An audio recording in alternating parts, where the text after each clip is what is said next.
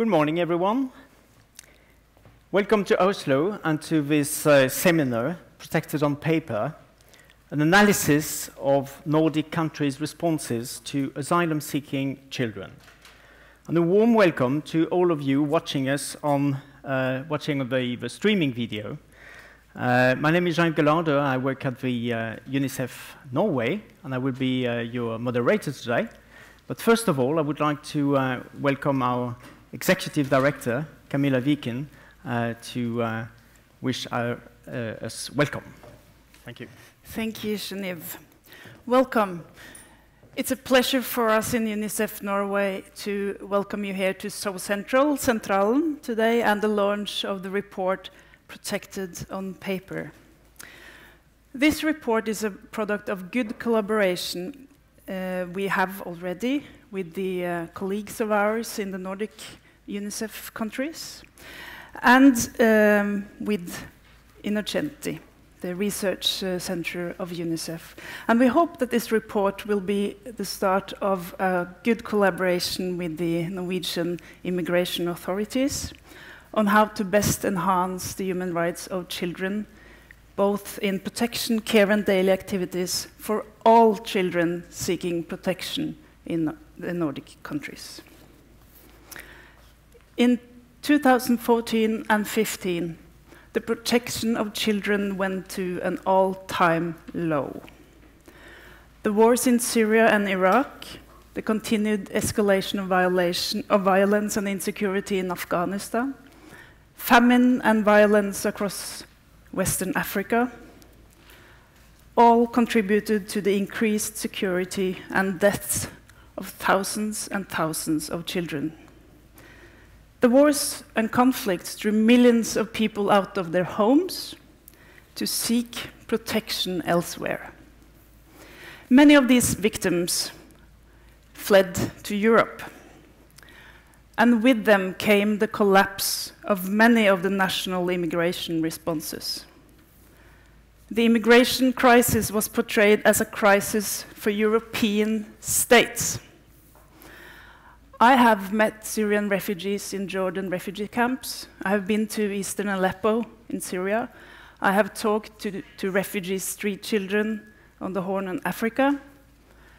And it is the victims of war and those children who bear the real burden of wars and famine.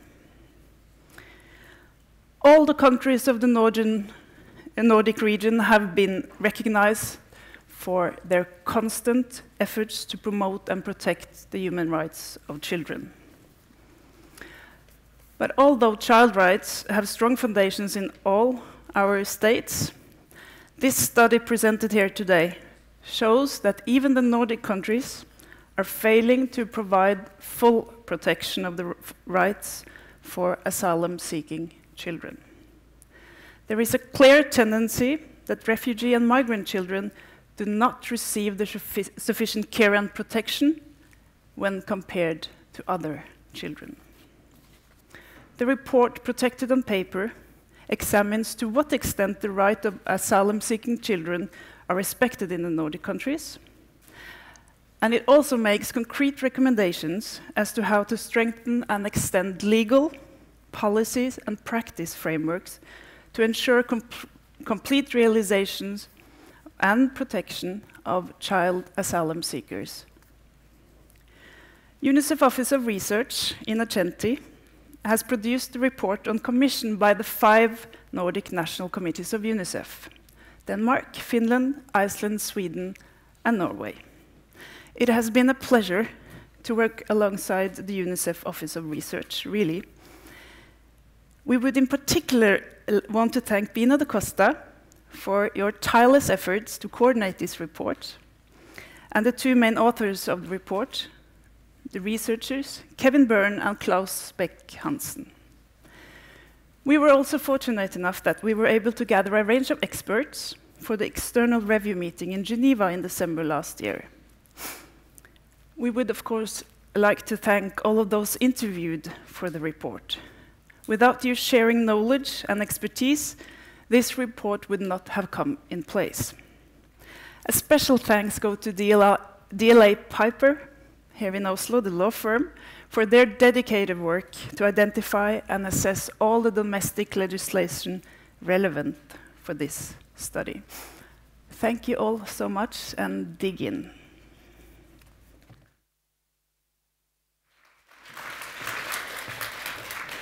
Thank you, Camilla. This research project, and so is the seminar, is jointly organized by the UNICEF Office of Research in Ocenti and the UNICEF National Committees of the Nordic countries.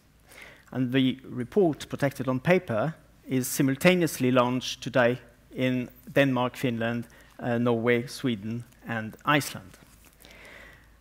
This research project has assessed how Nordic countries have responded to the movement of asylum-seeking children who have entered the region since 2015. And the report has identified insights from comparison of practices across these countries. And eventually, the report identifies a number of good practices and lessons and provides concrete recommendations and agenda for action. And we will discuss that later today. Okay, now let's move to our first speaker.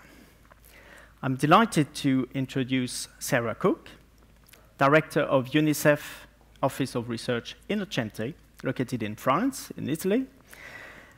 Sarah is an economist, a China specialist.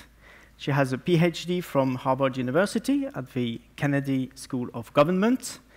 And from 2009 to 2015, she was the director of United Nations Research Institute of Social Development in Geneva. And Sarah will present for us in Ocenti. The floor is yours.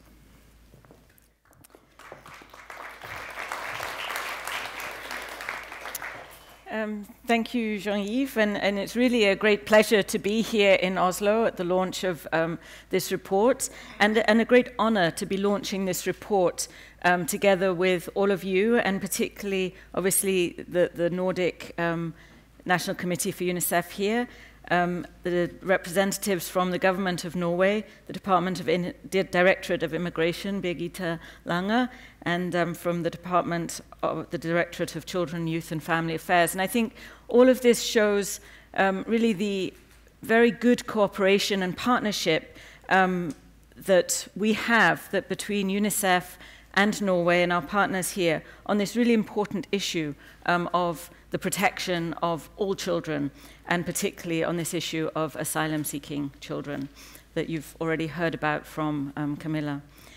So this report is a result of work by a large number of people, some of whom have already been thanked, but it's benefited from the support and expertise of a large number of colleagues. And in addition to those mentioned, we're really grateful to the participation of the national committees and the support of the national committees of the 5 countries, including obviously Norway, and also to a large number of colleagues in UNICEF.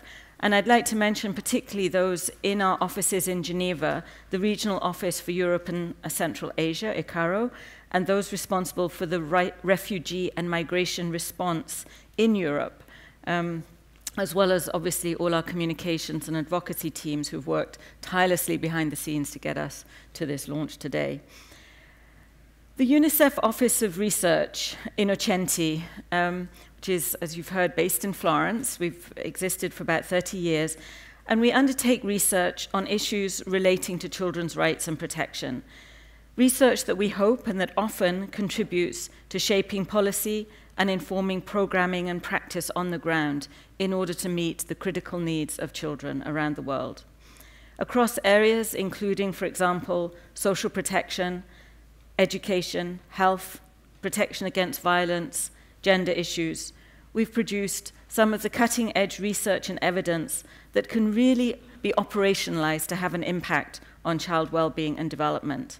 And we hope this report will be another such study.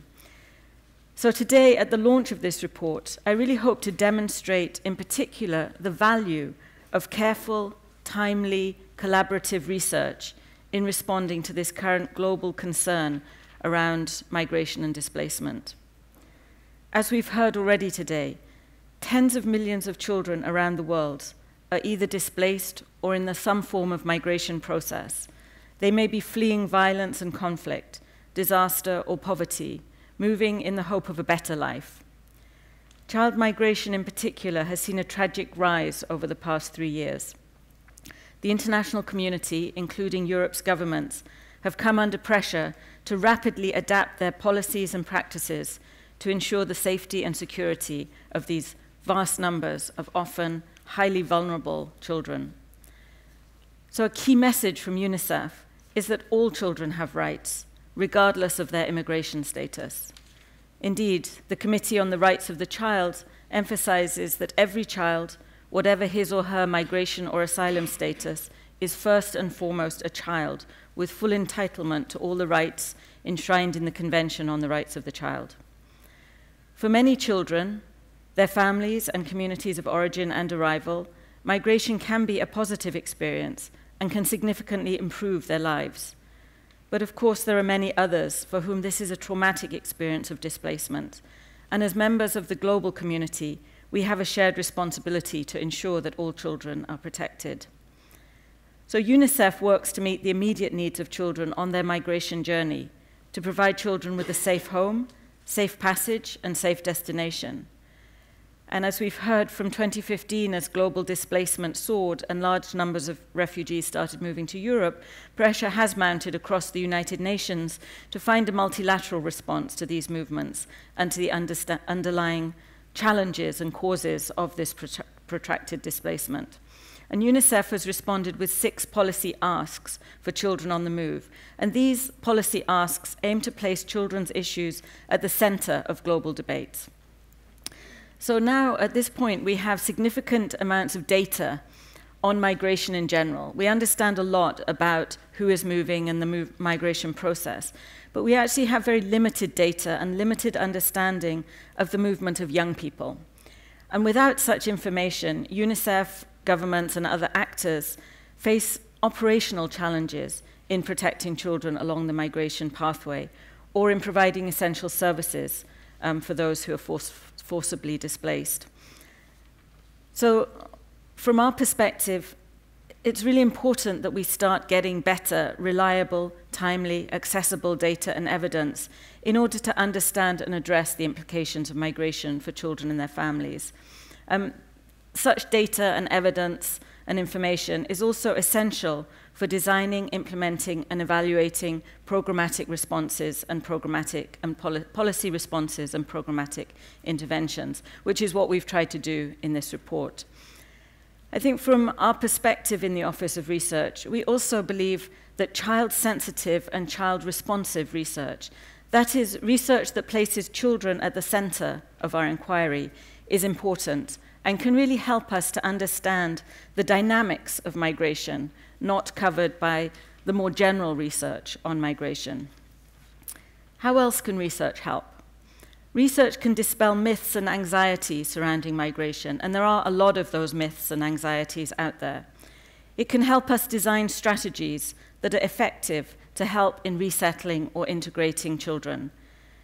Good research can help explain to advocates for child migrants how and why certain political decisions are taken, and it can support the explicit integration of children's rights and protections into the migration response. Within UNICEF, it's increasingly being recognized that continued investment to improve research generation, sharing, and use from both new and traditional sources, and including, where possible, the voices of those children themselves, will be critical in meeting the needs and realizing the rights of these children and their families. And obviously, we're particularly delighted that the Nordic NatCom National Committees for UNICEF have been supporting us in this journey. And so we're really proud to have collaborated with them, the committees in, as you've heard, Norway, Denmark, Finland, Iceland, and Sweden, in undertaking this research. And so the report that we're launching today, Protected on Paper, an analysis of Nordic country responses to asylum-seeking children, started from the recognition that the responses of these countries to the arrival of the asylum-seeking children was actually both generous and child-friendly. As such, the study was not designed to be, to identify the major inconsistencies between what the national governments are doing and regional or international legislation. Rather, it really focused on implementation, enforcement, and practices on the ground in order to provide very concrete and constructive recommendations to the policymakers in the region and hopefully with lessons beyond the region, identifying lessons and practices that can be shared more widely. The research did, however, find that there are some gaps in the laws, policies, and services meant to protect migrant, refugee, and displaced children. And these gaps leave some children deprived of access to services or to protection they need. The report acknowledges that procedural safeguards are crucial as a means to ensure the rights of asylum-seeking children. But in terms of how these rights that come through the procedural safeguards are then translated into meaningful practice, initial findings indicate that the safeguards alone are not enough. In reality, a range of factors operate at various levels that can either support or impede the practical realization of children's rights on the ground. And the report therefore moved beyond the identification of the procedural safeguards to conduct a deeper analysis of practice. And you'll hear a lot more detail of some of the specific recommendations from colleagues on the panel shortly. I think the comparative multi-country methodology used in this report is also helpful to pay attention to as an effective tool for examining legal and policy frameworks and practices. It has really helped in this case to illuminate best practices and lessons learned, to highlight new and novel approaches, the experimentation and innovation in these countries, to provide concrete, practical policy recommendations and important guidance in order to adopt or expand successful approaches. So it's our sincere hope that this research, this report, will provide a really crucial basis for continued advocacy and dialogue on this issue, that this will lead to improvements in policies, laws, and regulations, as well as in practices that can better protect asylum-seeking children in the Nordic region and beyond. Protecting these children is a global responsibility on issues such as protection, health, education, and other services. The Nordic countries do offer us the best examples of practice from which we are all learning and which are being replicated globally. And we're confident that you will continue to show us the way forward. Thank you.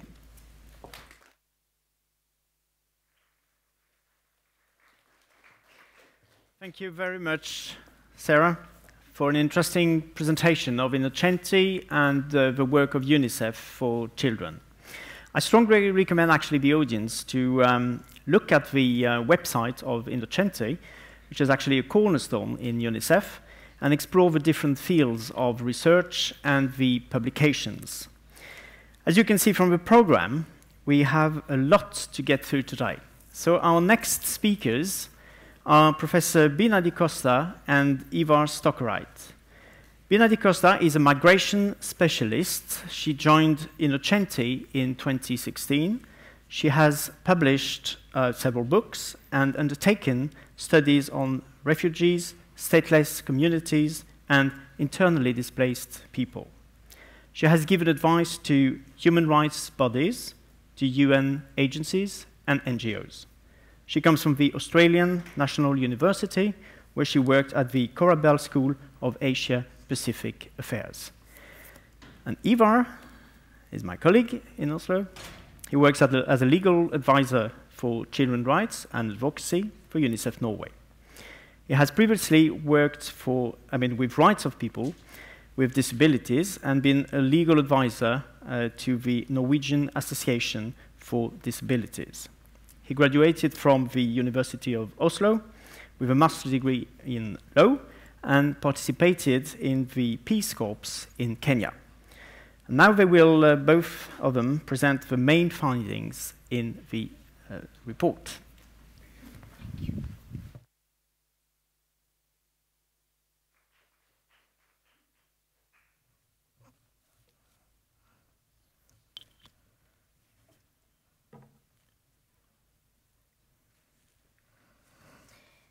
Good morning, everyone.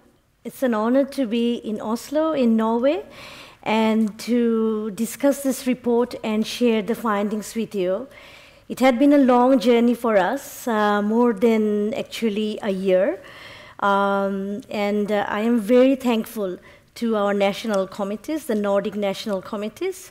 And particularly, I want to thank my co-presenter, Eva, with whom we have actually discussed, designed how to create the methodology of this research, and with all the national committees in the Nordic region who have also worked as a working group.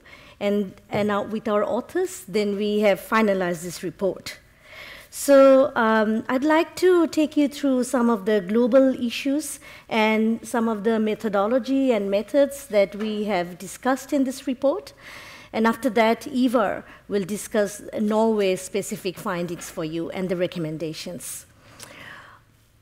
So this is the UNICEF Agenda for Action, that the Children Uprooted campaign that we are working from UNICEF, along with several divisions within the organization, and also beyond UNICEF with UNHCR and IOM and other colleagues, and also in the ground with national organizations. And last year, in 2017, just prior to the G7 summit, UNICEF also introduced the Agenda for Action.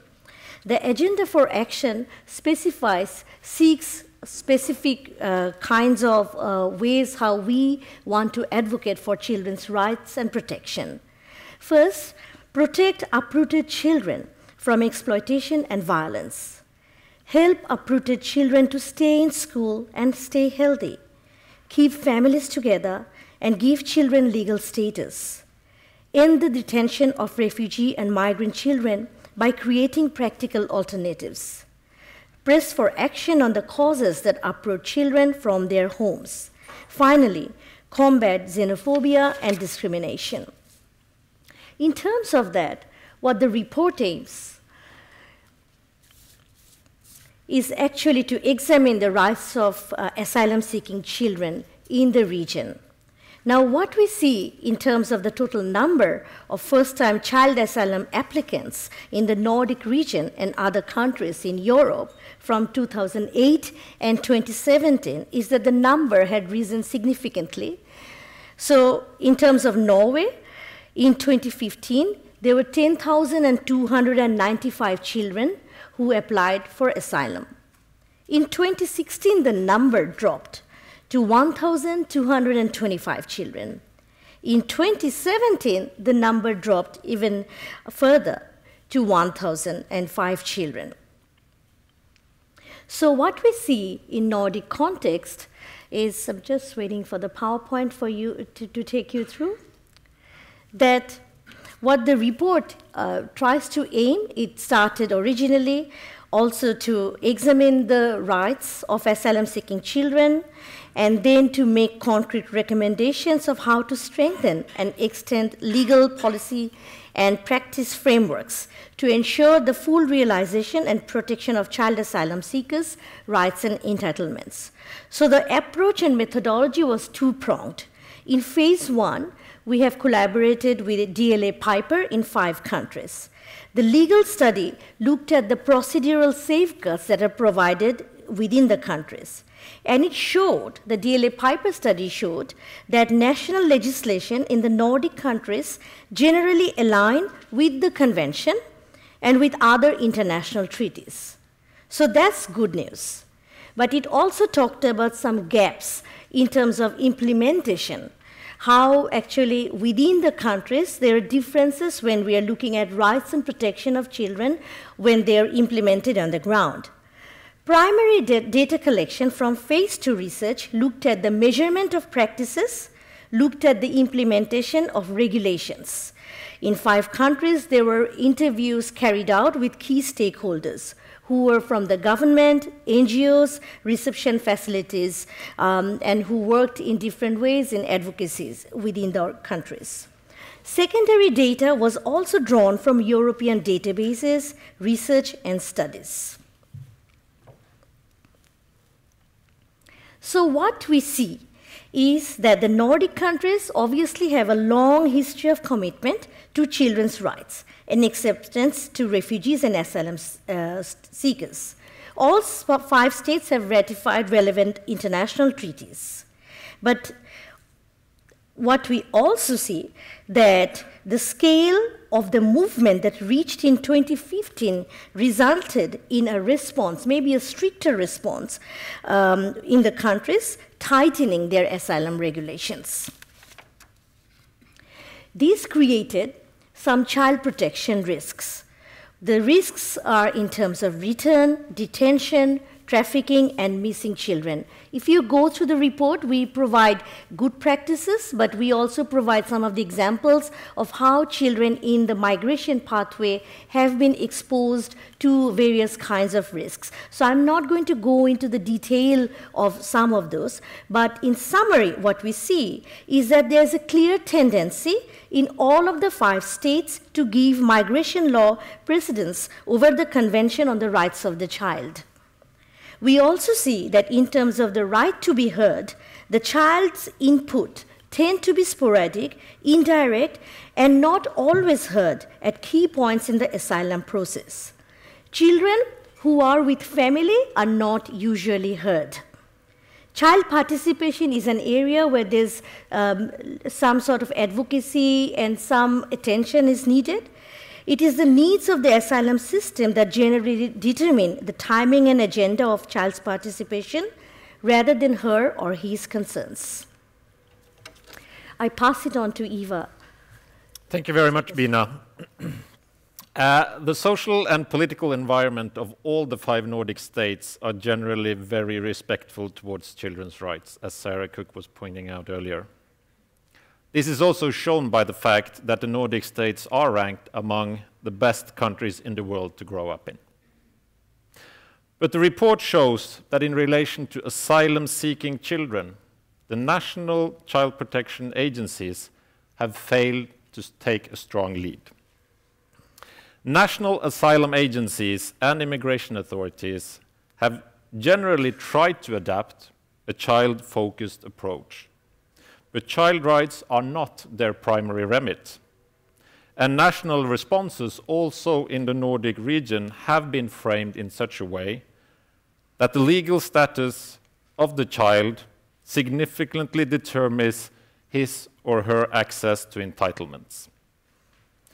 The report shows that in all of the region, and in Norway in particular, the division of responsibilities between asylum and child protection agencies appears to leave too many asylum-seeking children reliant on what we would describe as second-tier protection, not fully compliant with the standards laid down in the Convention on the Rights of the Child.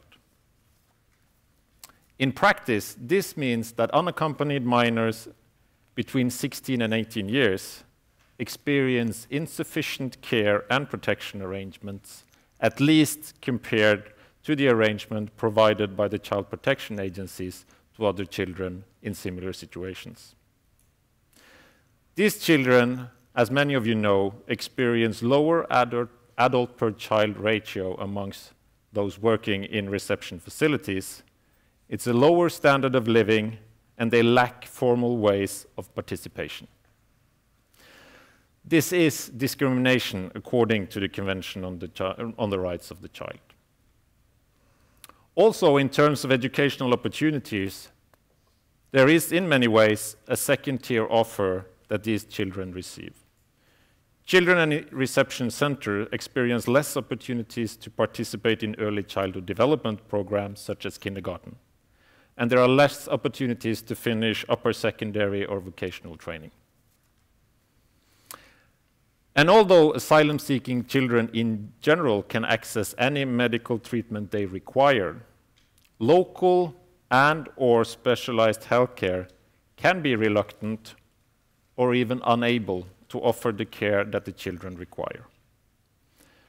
The report shows that there are differences between the states in the Nordic regions, but there are also significant differences within the single states. Leaving the psychosocial counseling into the hands of those working in reception centers, for instance. And this inadequate health service to these children is a dramatic breach of their right to necessary medical help. and also indicates that there is an urgent need to ensure better universal health coverage to all asylum-seeking children in Norway. Guardianship and representation is also key safeguarding mechanisms in all the Nordic states. But there seems to be an inconsistent model of implementation in all the states, also in Norway. There seems to be little knowledge about the system amongst the children themselves, and there are lack of national guidelines for the representatives that makes the systems vulnerable. All in all, the situation is far from ideal. Both the fact that immigration law in practice seems to take precedence over the Convention on the Rights of the Child, and that the immigration authorities and all other sectorial agencies seems to lack ways and means to make the best interest of the child the primary considerations in all the decisions affecting a child, puts the protection of the child's rights at stake.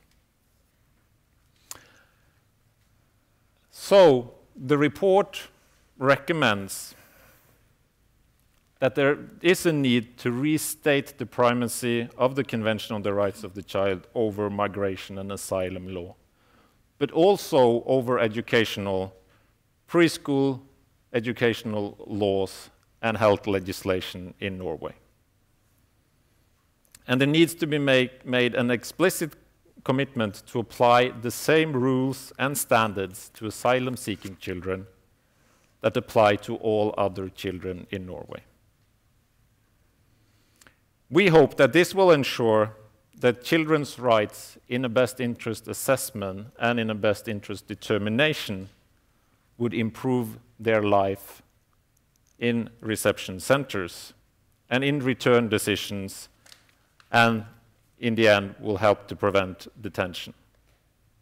We need to ensure that law, policy and practice stipulates the referral of all asylum-seeking children to child protection authorities immediately upon arrival, and that such a referral becomes an integral element of the registration process so that we can have a better assessment on the individual needs of all the asylum-seeking children.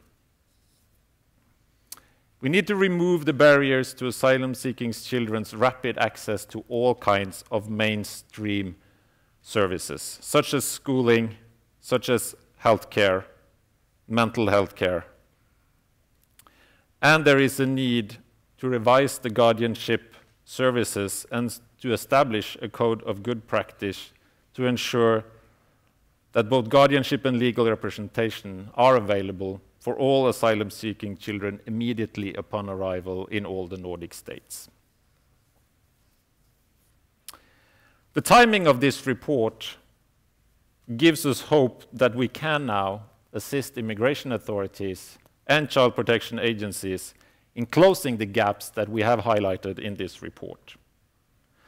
The relatively low number of new arrivals in the region, and in Norway in particular, gives us an opportunity to build better and more robust protection systems for children seeking asylum in the region, and to make a system more coherent with the Convention on the Rights of the Child.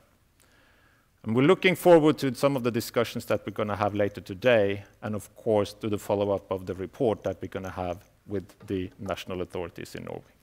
Thank you very much. Thank you.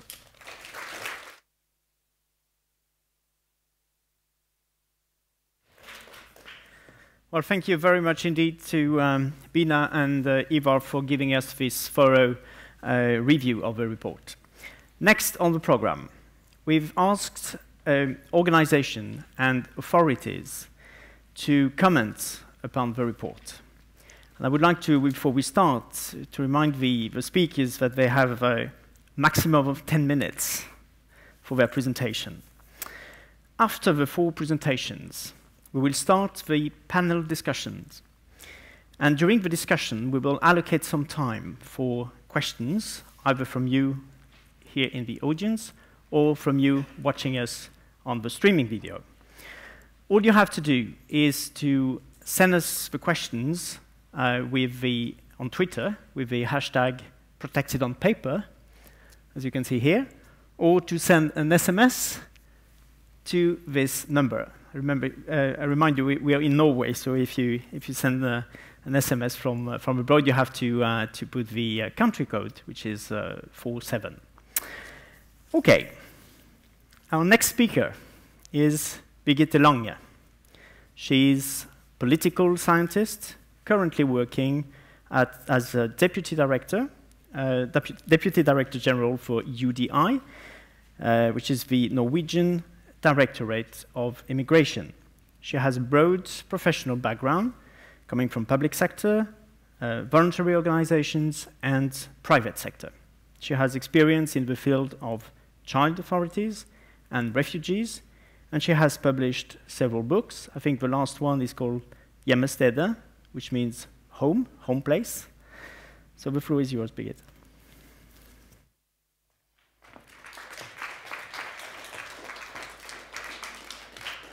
Good morning, and thank you very much. Thank you for very interesting presentations. It was very interesting for me to listen to. And on behalf of the UDI, I would like to thank you, the UNICEF, for a very interesting comparative analysis of the Nordic countries' approaches towards children in the asylum procedure. We in the UDI recognize many of the challenges and recommendations discussed in this report. The report addresses specific recommendations regarding the asylum process, access to healthcare, education, and child protection. This is very useful and relevant for us in our current work.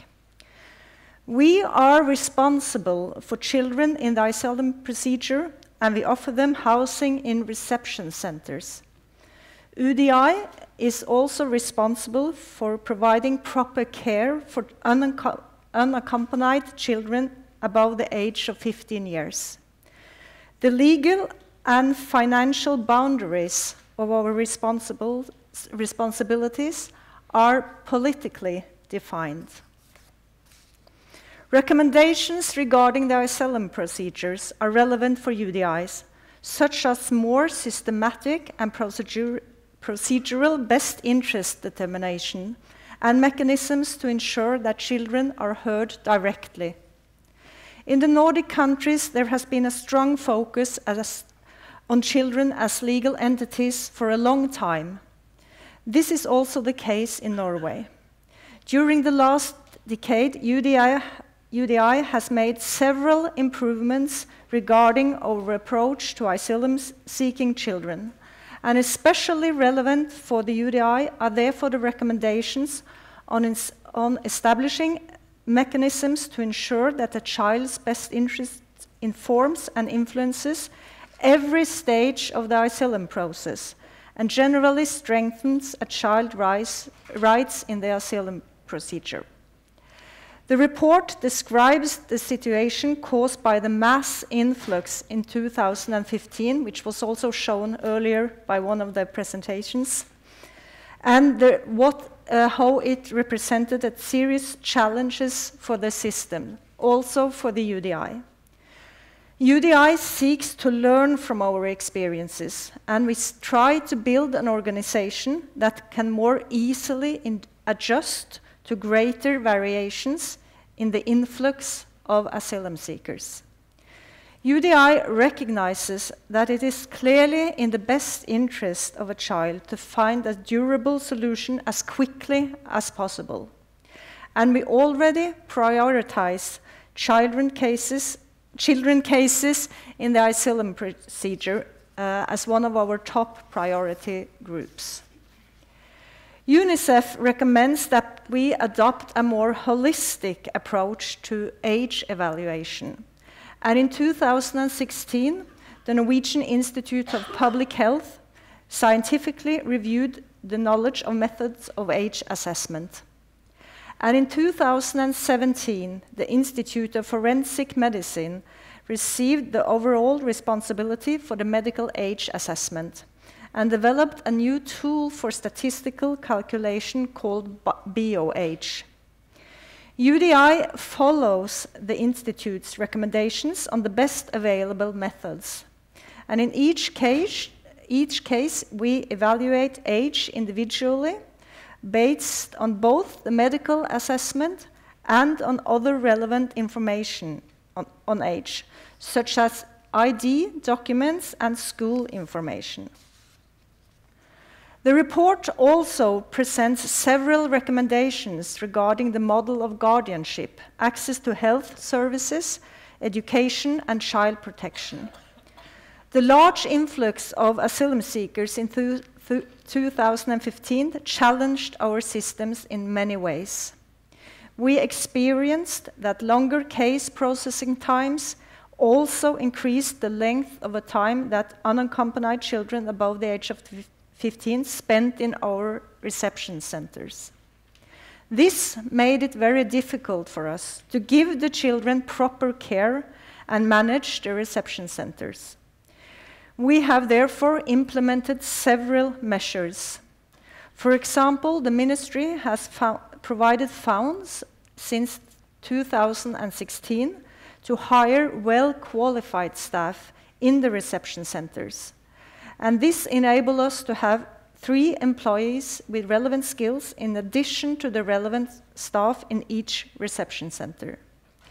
UDI have also initiated a much closer cooperation with other authorities, especially in the health and child protection services. As we see it, the closer cooperation is necessary in order to provide the children in reception centers with proper care.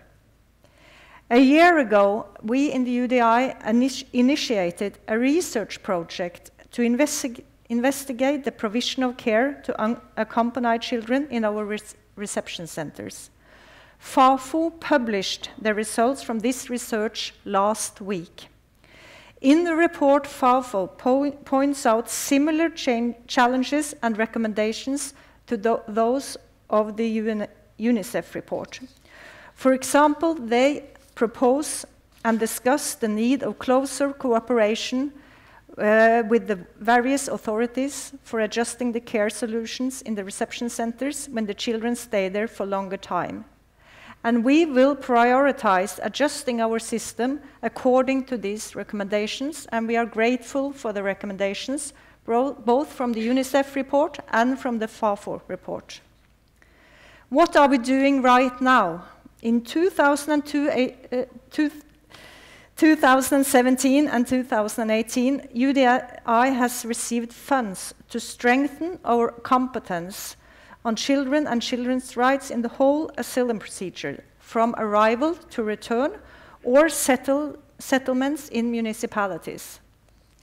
Together with the Immigration Police and the Immigration Appeals Board, we have a project right now looking into the whole asylum procedure from a child's perspective. This project has collected many useful insights from caseworkers, relevant collaborators, NGOs, and most importantly, from the children themselves. We are now working on several solutions that will improve the different parts of the asylum procedure. For example, are we improving our information regarding the children throughout the asylum process with a more holistic approach than before? We welcome the recommendations in the UNICEF report as very relevant input in all our already ongoing processes. Thank you very much.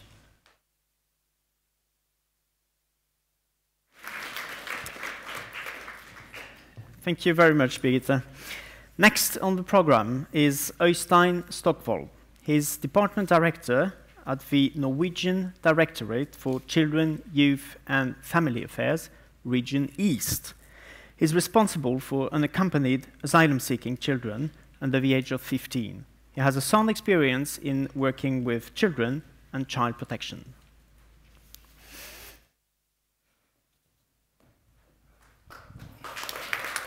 Thank you. Thank you for the opportunity to comment here today. I wish to use my allocated time to talk a little about Bufetat's work to ensure that unaccompanied minors below 15 years old are given good care and security. I would also like to thank UNICEF for a very important report.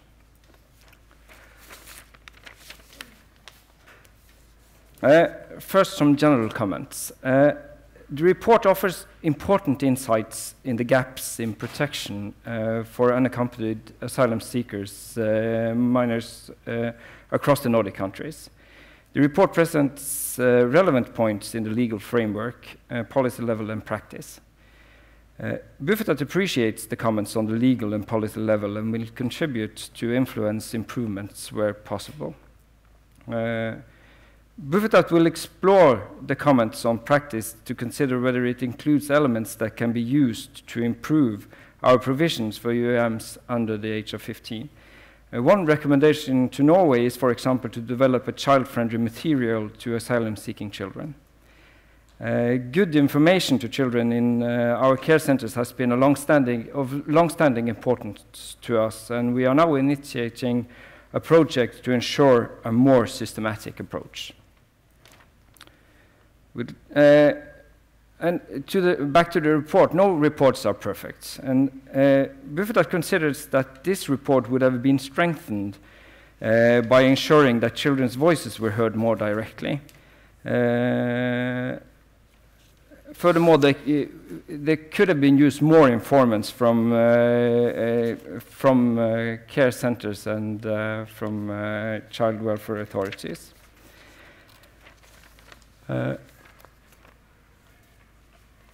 As the UNICEF report points out, the care system for unaccompanied minors arriving to Norway is divided by age. Children below the age of 15 are given care by, under the legal framework of the Child Welfare Act in care centers.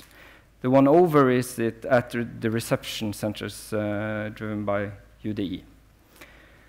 The background for the transfer of responsibility for unaccompanied minors below the age of 15 from the immigration authorities to the child welfare authorities and the establishment of the care centers in 2007 was to ensure that these children were given the same care as other children in Norway.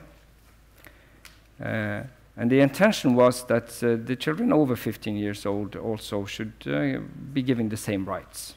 And that didn't happen. And there has not been a political willingness since then to follow up this intention. And this has resulted in a difference in the quality of care offered in these two age groups. The lack of justification of the difference in care provided to children above and below the age of 15 is commented throughout the UNICEF report, and as Ivar commented on earlier today as well. The UN Committee of the Rights has also criticized this. In the concluding observation on the fourth periodic report, I think that was in 2010, the following recommendation and observation were made. The committee is concerned that the state party has limited the responsibility of the child welfare services to children below the age of 15, leaving older children with reduced assistance. They expressed their concern that unaccompanied asylum-seeking children are not being adequately followed up by child welfare authorities. Due to their concern, the Committee of the Rights of the Child the recommendation to Norway is to expand, as planned, the responsibility of the child welfare services to include children aged 15, 16, and 17. They conclude that, or has commented that this practice in Norway is discriminatory.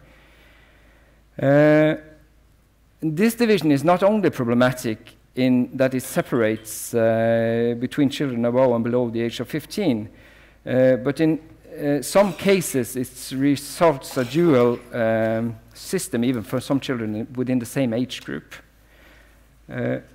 Children who are below the age of 15 when they file their asylum claim can, according to the law, stay at the centers until they're 18 years old, or being settled or return to their home countries. We have also seen that the last years there has been giving temporary permits for many more children than earlier. And many of these children are also staying at the care centers for a long time. This is also the cases for older siblings, because we don't divide siblings which are older and under 15 years old. They all can stay at the care centers if they want to. If they want to. I'd like to say a little bit about resettlement as well. The different care provision for UAMs are furthered in the settlement process, where Bufetat has the responsibility for resettling the UAMs under the age of 15, while IMDI settles the one over 15 years old and adults. Resettlement with the one over 15 years old and adults is a much more automatic process than we use. We strive to match the child's needs in an appropriate care provision in a municipality to a greater extent. And we also see that due to the increasing number of children between 15 and 18 years old living in our care centers, there is also duality in the settlement process. So we settle much more children above 15 years old as well.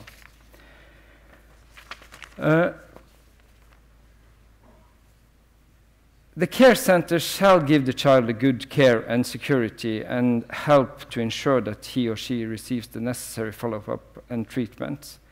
And the child's right to be heard is a recurring theme in the report. Our mapping system are designed with the clear intentions to allow children's voices to be documented in the assessments of their need while they are staying at the care centers. And needs when preparing to settlement or to resettlement. How children's voices can be strengthened in this process is an ongoing theme.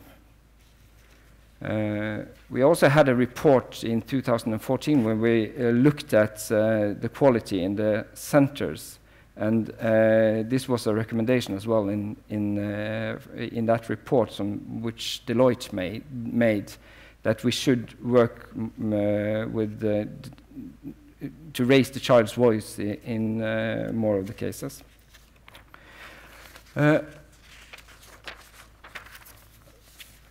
And now to another slide. Care center standards. Shortly about care center standards, because it's quite different to stay in a care center than it is to stay at a UDE center. We have units from 4 to 24 children, but mostly the units are from 4 to 9 places. And the larger units were only opened with a high number of refugees in 2015. We don't have any of them today. There's one child per room. If a child wants to have a room on its own, they're entitled to it. The staffing is quite high. It's about 1 adult per 3 children. And at least 50% of the staff has to have a higher degree of education, at least 3 years within relevant subjects. We also have access to psychologists at the centers. And we also have audit and control, which is quite regulated by law. Care centers, like all other child care institutions, are controlled through 2 agencies. The county governor audits that the individual rights of the children at the care centers are being met. And the approval team, which Bufetat has, controls the care centers yearly to control that they uphold the material and professional obligation. And we were able to provide this quality in 2015 as well. It was hard, but we managed to do that. What we saw was that a lot of new centers were built, and we had a lot of inexperienced staffing in the care centers, but we were able to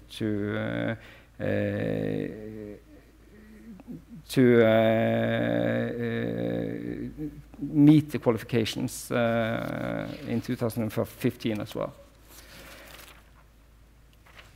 And then the last slide, access to local services, which is also an ongoing theme in the report.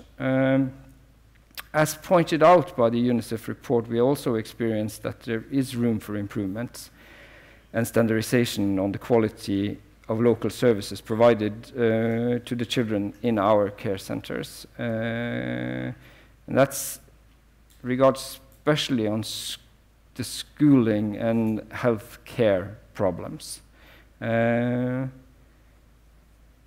We see that it has been a challenge when children have needs that cannot be provided for within the framework of the care centers to ensure that the local child services ensure the children are placed in care institutions that accommodates their specific needs.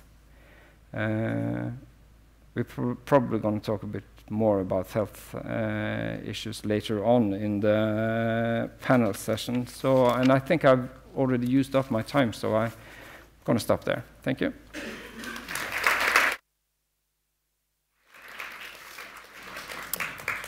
Thank you very much, Øystein. Our next speaker is Olivia Mokanasu. She is legal officer at UNHCR, the UN Refugee Agency. She's based in Stockholm. Olivia works with judicial regulatory conditions and practices for refugee rights. She previously worked for the Norwegian Directorate of Immigration and the European Asylum Support Office. She has written a study called This Is Our View, the Voices of Unaccompanied Afghan Children in Norway. The floor is yours, Olivia. Thank you. Thank you so much for the invitation today. We welcome UNICEF's mapping and research project, which was based on a broad consultation process, embracing a critical, holistic, and multifaceted approach. And as mentioned by several of the speakers before me, the main aim of the project was to examine to what extent the rights of the asylum-seeking children, and we are speaking about children in this context, are respected in the Nordic countries, and also to make concrete recommendations on how to strengthen the existing legal policy and practice frameworks to ensure the full realization of the children's rights. As mentioned by the moderator, UNHCR produced a study. This is our view. I wasn't the only one that contributed to the study, and I have to mention here that this study, it's not a study per se, but it's a focus group discussion, and UDI has given us great support to realize this study. The main goal was to have discussions with 400 asylum-seeking children at the end of 2016, but as you all know, because of the turmoil and the asylum centers and the reception centers that were closing, and because of the massive movements of children from an asylum center or reception center to another, we did not manage to speak to those 400 children, although we have identified them with the great help of the Norwegian Directorate of Immigration. In the end, we managed to have 8 focus group discussions consisting of 52 children. I also have to mention that we also had great discussions with Bufetat. Unfortunately, because of the critical situation and the psychosocial situation at the time, it wasn't possible to realize this study at that scale. We also want to make a remark that UNHCR perceives the present report, UNICEF report, and a great research report as an extension of our ongoing cooperation with UNICEF. As you may know, UNICEF and UNHCR have produced together the Way Forward, which is a roadmap for action to improve the situation of refugee and migrant children arriving and staying in Europe without their parents or caregivers. And just to give you an idea of the way forward, or as I said, we had a great cooperation with UNICEF. The main focus was the issue of guardianship and legal representation.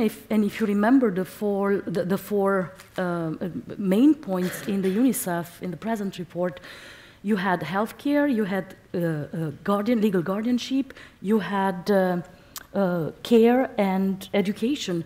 And the same issues we have identified in our previous report. So it is great to see that we are now starting to codifying, if I'm allowed to say codifying, a clear structure and a way of how to achieve the realization of the children's rights. And just a few other examples from the way forward. Guardians have to be appointed at the point of arrival, a mixed professional volunteer model, cultural mediators should be engaged, establish an European network of all national guardianship institutions. And this brings me back to the study that we've done in Norway, that UNHCR has done in Norway, because it was striking to realize that the main issues and topics that those asylum-seeking children talked about, and I do have to mention that some of them have received a negative asylum decision or a temporary permit in Norway. Their main focus was on their possibility to study, to get education in Norway. None of them were able to actually focus on the schoolwork because of their personal situation. Another important issue that they all wanted to talk about was the quality of the legal guardianship system. And another issue was their psychosocial health and the access to care. And it is great to see that this is now addressed in the UNICEF report, and hopefully, since all the great forces are now gathered together, we'll be able to come together with a plan of how to implement this. And I think it's important to stress that we have this solid legal framework, and ensuring the consideration of best interests at every key stage is not about developing additional procedures. We do not want to establish a separate system. We want to build on what we have, but the main idea is to do it in a structured way, so everybody gets the same information and everybody is able to implement this in practice. And it is also important to mention that the focus on the rights of the children is also identical with the goals of the New York Declarations, which contains a number of explicit guarantees, including protection of the human rights and fundamental freedoms of all refugee and migrant children, regardless of their status, and giving primary consideration at all times to the best interests of the child. This will apply particularly to unaccompanied children and those separated from their families. And we all know that the Norwegian legislation and the Norwegian Immigration Act does highlight the best principles of the child. But that's why it's so important for the UDI, for example, which is the Fagdirektoratet, which is the knowledge and the legislation not making, but they have the possibility to propose new pieces of legislation. So the only way to understand and to make it very clear for the caseworkers of the UDI and the experts of the asylum bodies is to elaborate practicable directions for how to operationalize the principle and train all those involved in the determination of best interests of a child or children, and proceed immediately to amend existing legislation. So the best interest principle, of course, is in law, it's a very abstract principle. So the good forces and the great caseworkers that I know are there at the UDI, at the Ministry of Justice, at the Appeals Board, it's important to have and to put in place a practicable guideline which everybody is able to understand and then implement in their day-to-day work. Going back to make a few comments on the report. The report highlights an urgent need to reinforce the message that children are, first and foremost, children, irrespective of their legal or migratory status. Children should always be entitled to their full rights as per the Convention of the Rights of the Child. And of course, Norway did not ratify the optional protocol when it comes to the complaint mechanism, but Norway does have obligations under the European Convention on the Rights of the Child, also has obligations under the ICCPR, the International Covenant on Civil and Political Rights. And you all know that those mechanisms, right, the European Convention has, the European Court of Human Rights, and the court is interested and is applying the same principle, the best principal interest. So although there is no biting tooth under the Convention on the Rights of the Child, Norway has obligations to make sure that this principle is lived in its practice. I also want to share with you that UNHCR is currently conducting a study and has a project in Sweden to put together and to develop a pilot program in designing a friendly procedure that treats children not as asylum seeker or migrant children, but as children and children only. And of course, at the heart of this system is the best interests of the child. So we'd be very happy to, I'm not in charge with that project, but we do have material that we could share with you, and maybe this is a model that Norway would find interesting. As, again, it doesn't imply to change what you have at domestic level, but it implies that you build on the existing framework and make it better. It was great to read that the Nordic region in the UNICEF report is generally celebrated as both generous and child-friendly when it comes to responses to asylum-seeking children. It is, of course, important to mention that and to emphasize the conclusion that the region does not comply with the recommendation that every child, irrespective of his or her status, is a child with full entitlement to all the rights enshrined in the Convention and the rights of the child. And the worrying phenomenon that we observed in the Nordic region especially is to give precedence to domestic legislation instead of affording weight to the Convention on the Rights of the Child and the rights for children within. And of course, without a strong judiciary, I'm not sure how this is going to be solved, but we will have to see. Another issue which was emphasized in your report, oh yeah, my 10 minutes just went, sorry. I just had another point. It's the right to be heard. I mean, we know that both the Appeals Board and the UDI has, they worked a lot on the issue, and while children are given to a greater extent right to be heard in the asylum procedure at the UDI level, we know that this is very little done at the Appeals Board, and we have, UNHCR and UNICEF, I'm convinced that they have persistently engaged with both the Committee on the Rights of the Child and the Committee on the Human Rights Committee, and as you all know, the consultations have just taken place, and there's also going to be a round under the Committee Against Torture, where, for example, the issue of disappearance is going to be discussed, and where I would believe that Norway is going to have to come up with a clear plan of how to prevent such disappearances. With this, I would be happy to participate in the panel debate and give you some more information.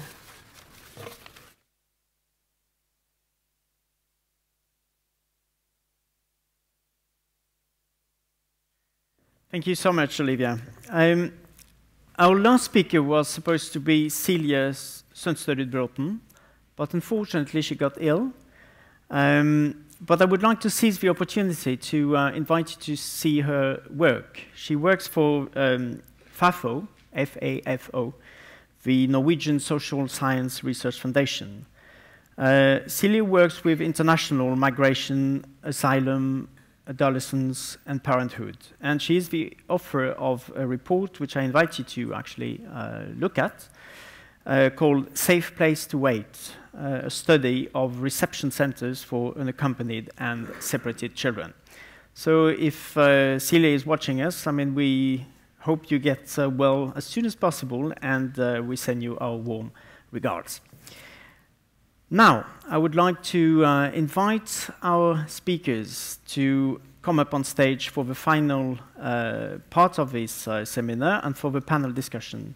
But my colleagues are going to install some chairs and a table.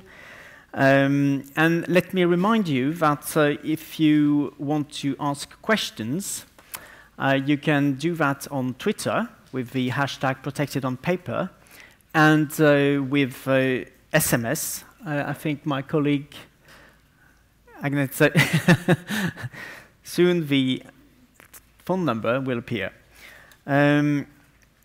But before that, we're going to try to show you a story.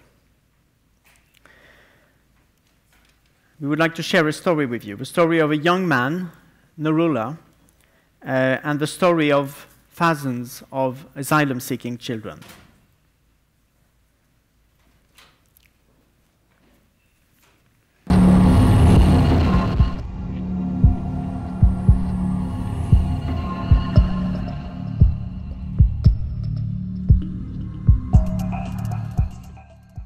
Det bare krig I landet.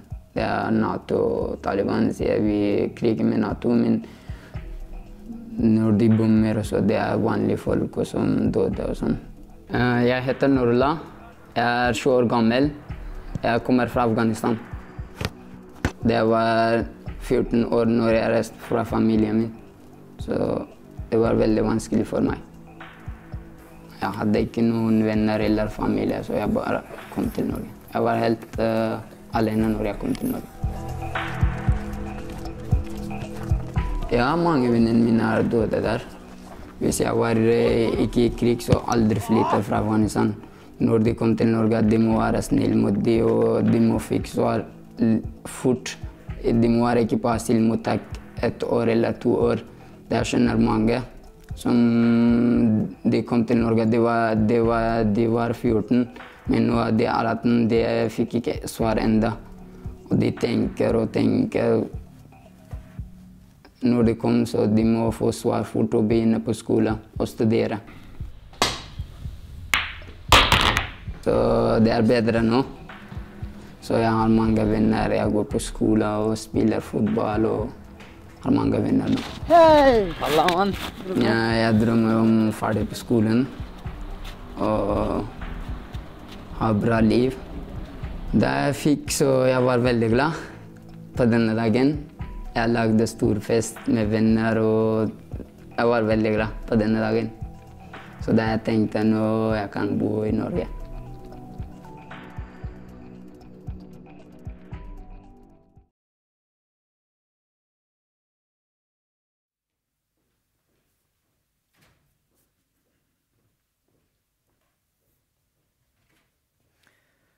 So actually this video and another video are now available on our website and connected to the launch of the report, as you can see.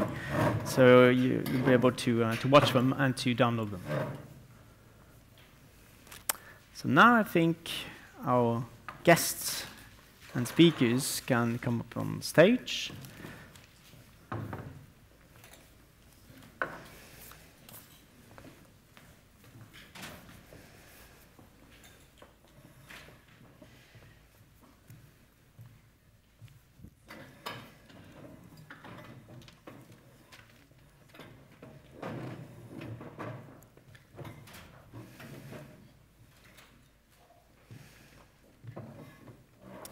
Okay, so this study, Protected on Paper, focuses on to what extent the rights of asylum-seeking children are respected in the Nordic region. The recommendations are divided into 5 sections. So we thought that it's natural that we address the different recommendations in each section first, and then try to look at the challenges and potential solutions ahead. So first topic is the asylum process. In the report, the authors mention barnehus as a model. And for those of you who are not familiar with the model of barnehus, children's house, it is the center where police interview child victims of violence and abuse, and where they and their family can get medical examination and psychosocial support. Barnehus are built to give these children facilities for the service they need. So my first question would go to, I think, Øystein and Birgitte, and probably Olivia as well. So would you see this kind of model, the barnehus, useful also for children arriving in Norway? Birgitte? Yeah. We see this model as very useful. And UDI and the barnehus, we use the same model for our method for talking to children.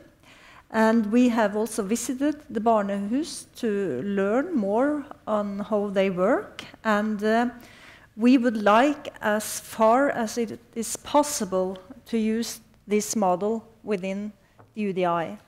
But it is a question of how much we can do it within our frames and money and our budget. But we are trying to use the same model as the barnehus work as far as we can, and we would like to learn and cooperate with the barnehus in our work.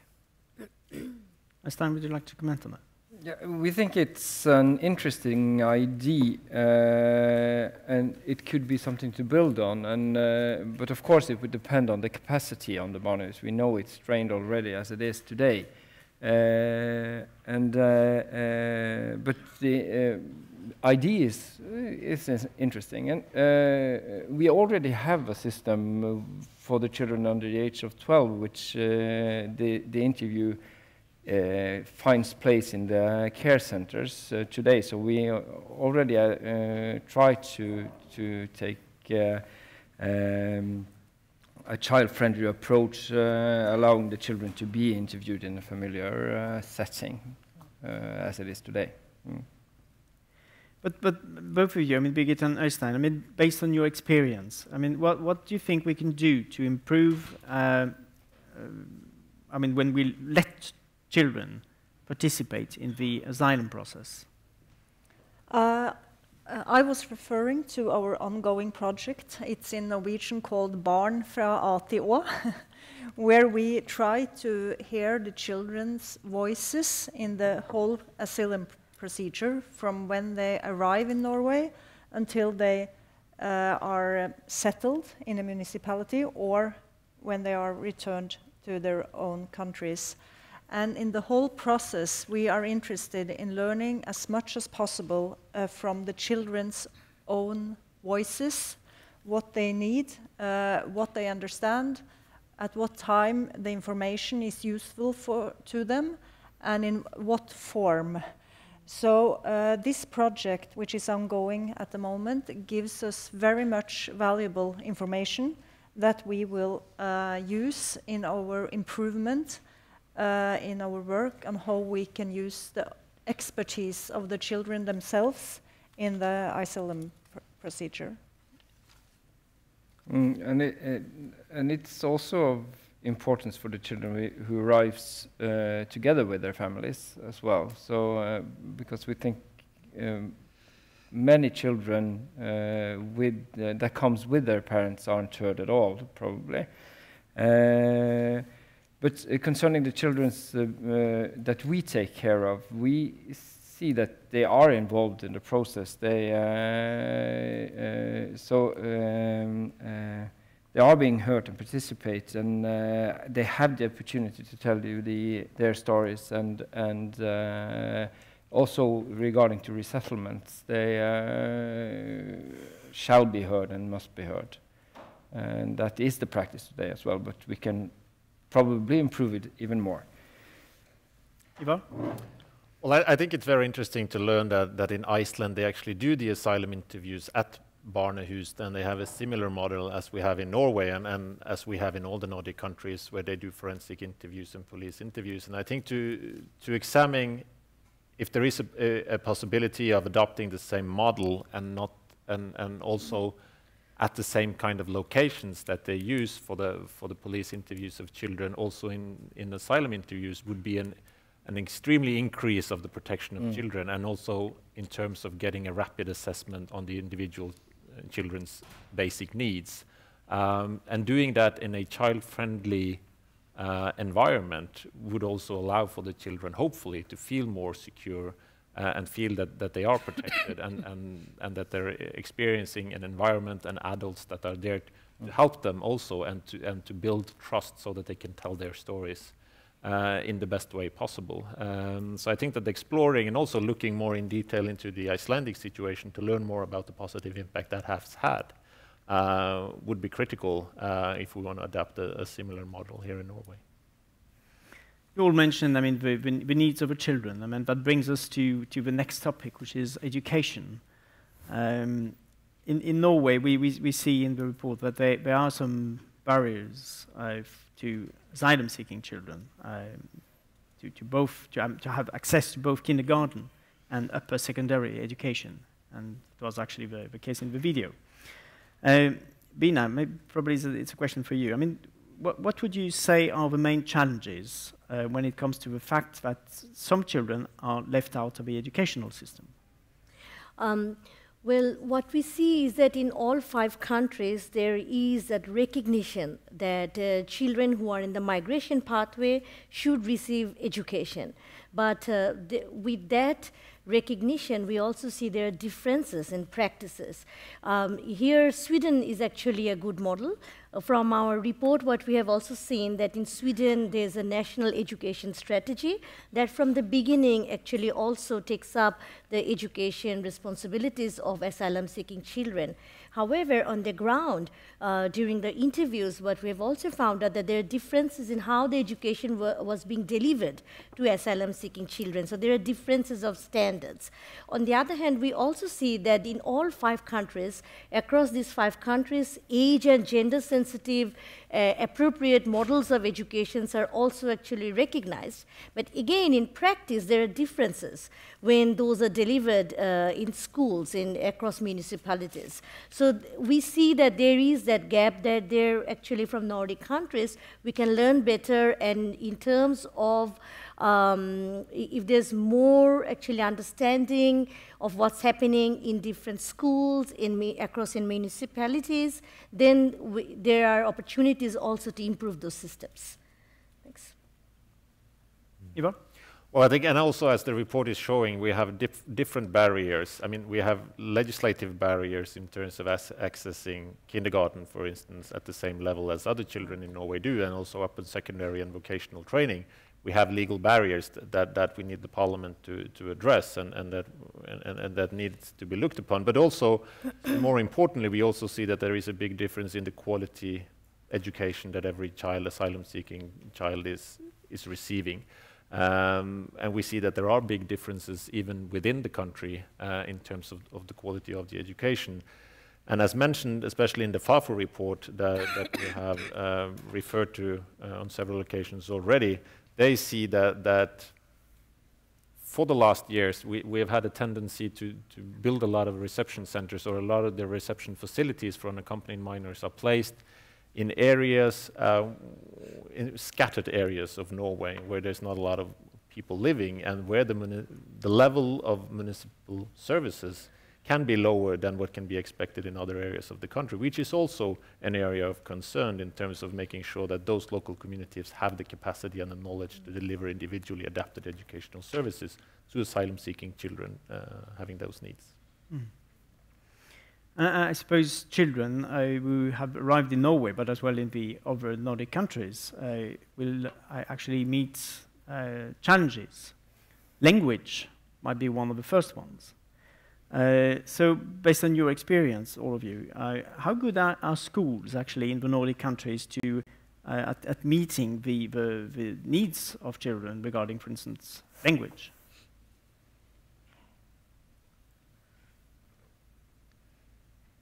Anyone?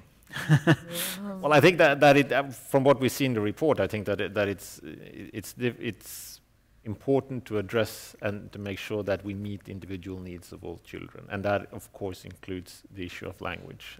All the children are entitled to have education in their and to learn their mother tongue as well, and they also should receive quality education in Norwegian. And what we're seeing now is that there seems to be a lack in the way we can address this universally all over the country. And I'm sure that both UDI and Bufetat have examples on areas where this has not been dealt with in a sufficient way, but also that there are a lot of best practices out there, municipalities that goes that extra mile, and a lot of dedicated staff who is willing to invest more, and dedicated local schools who is willing to invest more, making sure that all children actually do receive the quality education that they should and that they are entitled to. And that will include individually designed education, or is there any Nordic country actually very good at it? I don't know, Olivia, if you have any. No, I'm what just the Afghan thinking, children was.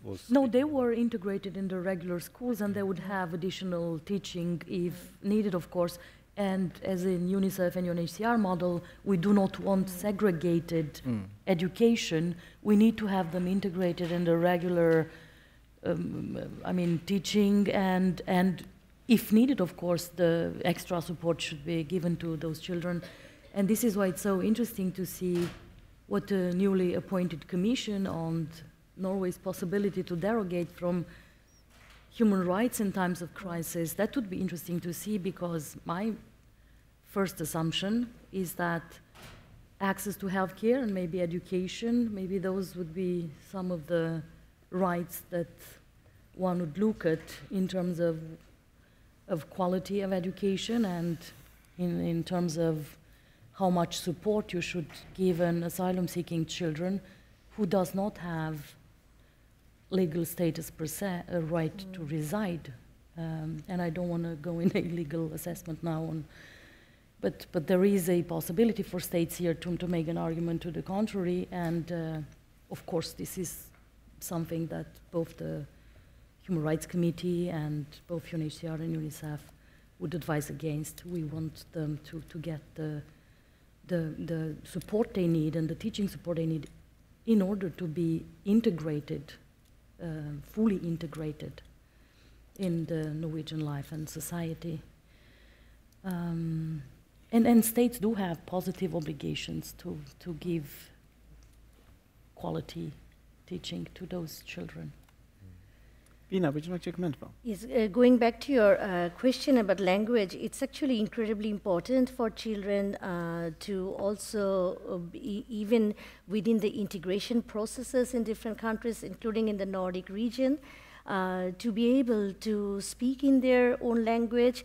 But also here we need to also recognize that sometimes some of the languages we just don't have enough actually support on the ground, the staff to help the children. So what can we do? Here actually is a very important area where institutions can also connect to local organizations, NGOs, reach out to on-ground community organizations and families from where children are coming from and their own communities to build expertise within those systems. So the child's right to speak in her or his language is not only the role and responsibility of national institutions, it's actually a different level permeate at the end also with the families and their communities. So having that kind of comprehensive integrated model also needs a very ambitious way of thinking about how we can integrate languages and at the same time how they can also learn the Nordic languages. So that's what my response would be. Thank you. Yeah, Ivo? And I would also, in the Norwegian educational model, all the schools and all the main teachers are striving to get a good collaboration between the home and the school. And that's important to build a good educational model for all the children. And it will be interesting to hear how UDI and Bufetat is working on that collaborative efforts with the local schools so that all the children living in the reception centers are getting the quality education that they need. I don't know if you have any experiences with that. In our center, I'm not sure if I should call it easy, but the units are small, so there's a few children. So it's easy to have a cooperation with the municipalities or the school system in the municipalities, and we experience that we have mainly good cooperation with the municipalities, but we see that the way the children get the schooling is quite different. Some of them go to integration classes or call it special classes, while other goes to ordinary school classes. And of course, the latter is what I would prefer, but we see that they can choose for their own. The municipalities can take their own choices regarding this. Mm. But I can't say that every the children that goes to integration classes or that kind of classes are getting poor education, because it's not that easy. It can be quite good as well. Actually invite you to watch one of the other videos we produced. It's about a young girl from Syria, and she's studying now to be a medical doctor. Really amazing person. I think we have a question from the audience here. The question is, can you elaborate on the findings that concern the guardianship scheme in Norway? What we call actually Norway vergeordning. Do you want to I don't know, we would like to answer the question. Well, I can say that what we find on terms of guardianship and legal representation, and in the Norwegian model, there's a shift. When you come to the country as an unaccompanied minor, you would be given a legal representative before you have the case to help you to put forward your asylum application. And if you are granted a stay in Norway, you will then be giving a guardian that will help all the unaccompanied children to help them in all areas of life. And what we see in terms of legal representation, it's what we have focused mostly on, given that the scope of the study was to look on the asylum-seeking children up until they have a durable solution. We see that there is a lot of uncertainties around the role of the representative, both from children, and that's what we found from a lot of other studies as well, that there is a lot of the children, and this is also something that the FAFO report is pointing out, is that a lot of the children actually don't know who the representative are, and that there are, some of them feel that there are a restricted number of hours that the representative can use on behalf of the individual child, and that number might not be sufficient enough to make sure that they are able to look at all the different areas of life, making sure that they have the right care and protection arrangement that they need, that they have the full access to education, and that they receive the health care and treatment that they actually need. So we see that we learn from a lot of different studies. We see that from the child perspective, they lack a lot of information and knowledge about who their representatives are. And also from the representatives' angle, there seems to be a lack of national guidelines in terms of the kind of work that the legal representatives are actually supposed to do, meaning that there is an inconsistency in terms of the kind of services and the legal representation that these children actually receive. And all of this sort of in total indicates that there is a need to make sure that we have stricter national guidelines, making sure that all children receives the same level of representation at all areas and within all the different services, and that the children actually are introduced to this representative that is actually supposed to take care of their legal interests in all matters. And if that's supposed to happen in an efficient and good way, we must make sure that these adults meet the children and that they have time enough to get to know each other so that they can actually go in and do a good assessment of the different needs that the children have. And if I may, oh yeah, Bina first. It's okay. So in terms of just Norway, if we look at it, the guardians are actually recruited and trained by country governor, and they have a sort of function as legal representation. So what the report findings also talk about, and it's particularly from the interviews that we have done in Norway, is that sometimes there's not, as Ivar was saying, that clear delineation of the representation, the legal representation of the guardian, and in response to child's best interests. So there had been actually examples from Norway that when the guardian have mentioned something in terms of age assessment, the guardian had also been removed. So there are examples like that. So that means that the independence and the function of guardians, there are some other kinds of procedures and systems that must be also, we need to think about those as well. Thank you. I was thinking that there's no other better way to illustrate the gaps in the existing system but by quoting some of the children that we've talked to. And in the group discussions, there were children saying, don't ask us about the legal guardians, we have too many problems with them. If I need help, we'll call NOAS or something. That's what my legal guardian tells me himself. The majority of them actually kept on laughing and scoffed at the notion that their legal guardians would help them. None of them, or most of the boys, spoke of having little to no contact with their legal guardians, and some of them mentioned that they haven't talked to their guardians in over 1 year. Some other children were saying or quoting their guardians by saying, be ready, we are sending you back to Afghanistan. And I mean, one of the striking examples was that if they were in need of getting assistance, for example, to obtain identity documents, which was of interest to us, in order to obtain a permanent residence permit on humanitarian grounds in Norway, and they would contact a legal guardian not to get money because they did have the resources to purchase the tickets, they just didn't know how to book those tickets and to make the travel from the reception center to Norway. Several legal guardians refused. So in terms of basic needs and what they had, they did not, the children that we've talked to, they did not believe that they were given any substantive help to solve their issues. And this is reoccurrent, and the important thing is that we are doing something about it now and maybe reform the legal guardianship system in Norway. Now let's move on to the next topic, which is health.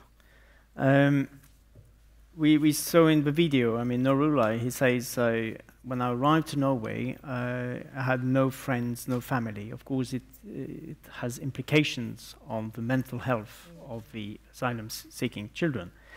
From the report, I mean, the mental health situation seems to be more worrying. So what is your view on the situation? I don't know, Birgit, if you... Yeah, this is an issue that has been of great concern to us in the UDI as well since 2015. We have also been very worried about the youth in our reception centers, and we've been monitoring the situation closely and increased the staffing, and we have tried to increase the competence of the people working in the reception centers. And we've received funds from the ministry in order to be able to take better care of the youths.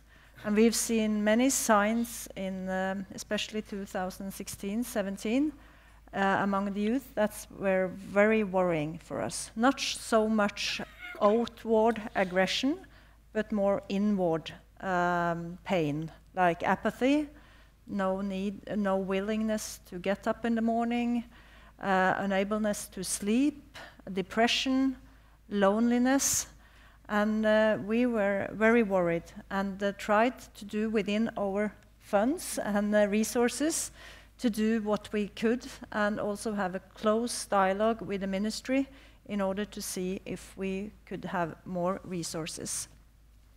And the FAFO report confirms our worry.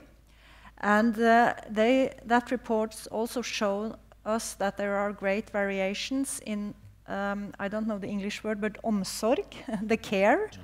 The care which is giving. I don't want to say that it has not been giving good care in our reception centers, because it has. And it has been done with people with great motivation, great willingness to help people. But like Ivar said, the reception centers have also often been placed in areas where it has been difficult to employ people with high qualifications. The jobs have been also not so good paid.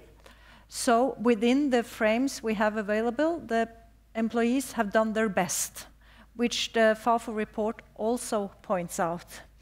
But it has been too great variations in our reception centers. It hasn't been a common standard for what is good care. And that was the reason that we in the UDI wanted this report, because we wanted to work more systematically on to give guidance to the reception centers on what is good care. And in this area, the FAFO report will help us very much, because the report systematically points out indicators on what is good care. It is about sleep, it is about regular meals with adult people, it is about good leadership and management in the reception centers, it is about providing the youth with as much predictability that is possible in these living conditions. And the reports thus enable us to work more systematically with the concept of care. So we hope that this report, together with other measures we have done and other work we are doing within the reception centers, that it will help us to monitor and the youth's mental health and also help them in the best way possible. But this is an area of great concern to us, especially at the time when many youths have these time-limited decisions on how long they could stay in Norway. Olivia, I think you... No, I was just thinking that that would bring us back to the barnehus, to the child house model, because one of the strengths of the system is to have these great professionals and expert teams just coming in, not in a,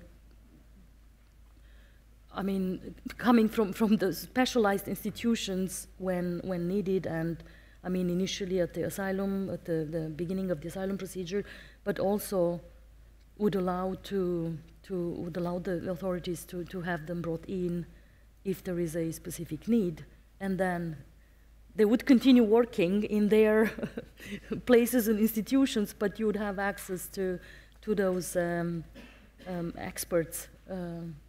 There are some, of course, not negative sides with the child house model. I think for Norway, the biggest problem would be that you only have them in Oslo, and I think they have one in Bergen, I think.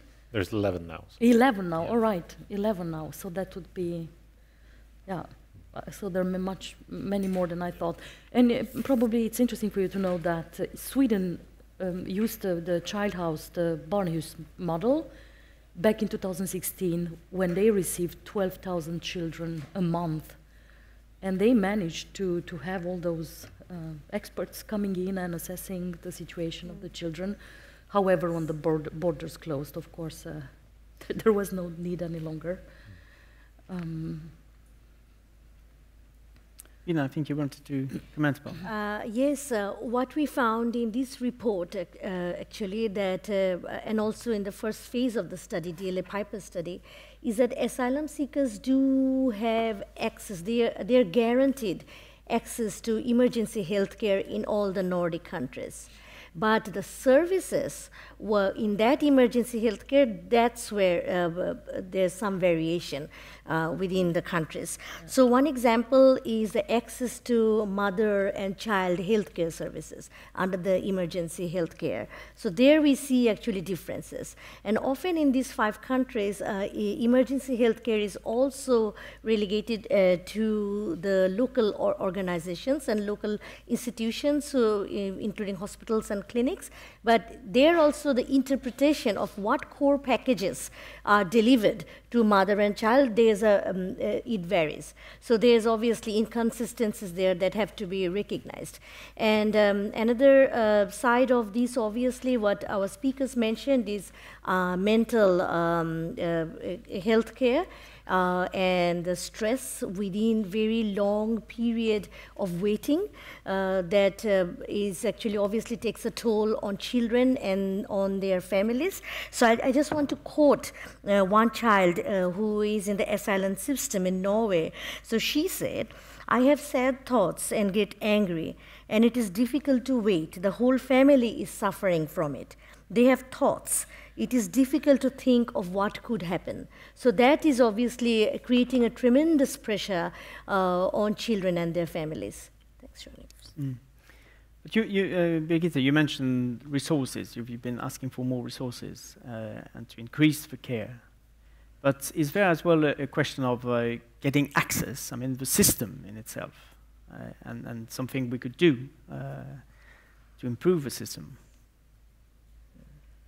Was that a question for me? Yeah, well, I think that I think we, at the moment, we have the resources that we've asked for. So now it's more a question of working closely with the other sectors, the health sectors, the school sectors, the childcare sectors, and continuously working to improve the competence of the people working in the reception centers. There are getting fewer and fewer reception centers because there are fewer and fewer asylum seekers in Norway. So this is also a question that there are not so many people anymore, and the reception centers are closing down, and the employees are getting jobs elsewhere, and this is also a challenge, that there is a great movement among the people who work in reception centers because the jobs are temporary and not permanent. But I think we are working now systematically on the question of health. And of course, it's important for me to say that the UDI is not responsible for the other sector authorities' areas. The health authorities has a very big responsibility in giving these children and youth the health services that they have the right to. That is not the UDI's responsibilities, that is the health sectors. Same as in the childcare areas, same as with schooling. And we have a close cooperation with these sectors. And I think the cooperation is improving every day, but it's still important always from the UDI perspective to remind the other sectors that these children and youth have the same rights for the different services as Norwegian children do in all kinds of areas. And this is something we continuously remind the other sectors about. Ivar? And I think it's important to bear in mind what Birgitte is saying right now. And I also think that given the large number of arrivals that we had, that put an enormous amount of pressure on the local health services available for children. And that first level response in terms of providing good mental health care to children was extremely exposed for the larger arrivals. And what we see in Norway is that we have a diversion of responsibilities sector-wise, but in terms of providing necessary healthcare and mental health care in particular to children, we have diverted that into different levels of responsibility as well, as the municipalities will have the first level responsibility. And then if the children, based on the level of on how sick they are, they can be then transferred into the special health services run by the state parties. And what we see and what has been pointed out before is that when you're lacking the resources to tackle and to help the children at the local level, many of the doctors, because they don't have enough time to be able to treat these children, and also because they think that they have serious diagnosis that needs more and better follow-up, medical follow-up, they will transfer these children into the state-run medical system. And it takes a long time before the children will then be accepted, meaning that in the period that goes from the referral and to when they are accepted, within that period you also see that a lot of these children will then lack necessary follow-up, which then in the end will mean that their mental health situation will be more serious than it was before. So I think that in terms of what we do see and what the report points at is that there is a need of better coordination as well. Who should then be responsible for making sure that all these children receive the right level of medical care? Should that be UDI? Should that be the legal representative? Should that be the guardian? Should that be the local health institutions? And that kind of coordination responsibilities need to be discussed more. And I hope that, I also think that now we have a possibility of doing just that.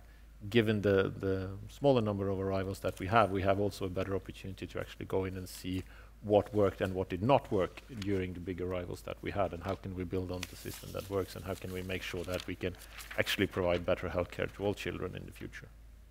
Okay, Øystein, the last comment about the health. I think we obviously has to address the system, the problem with the systems here that are supposed to cooperate together, and but it also is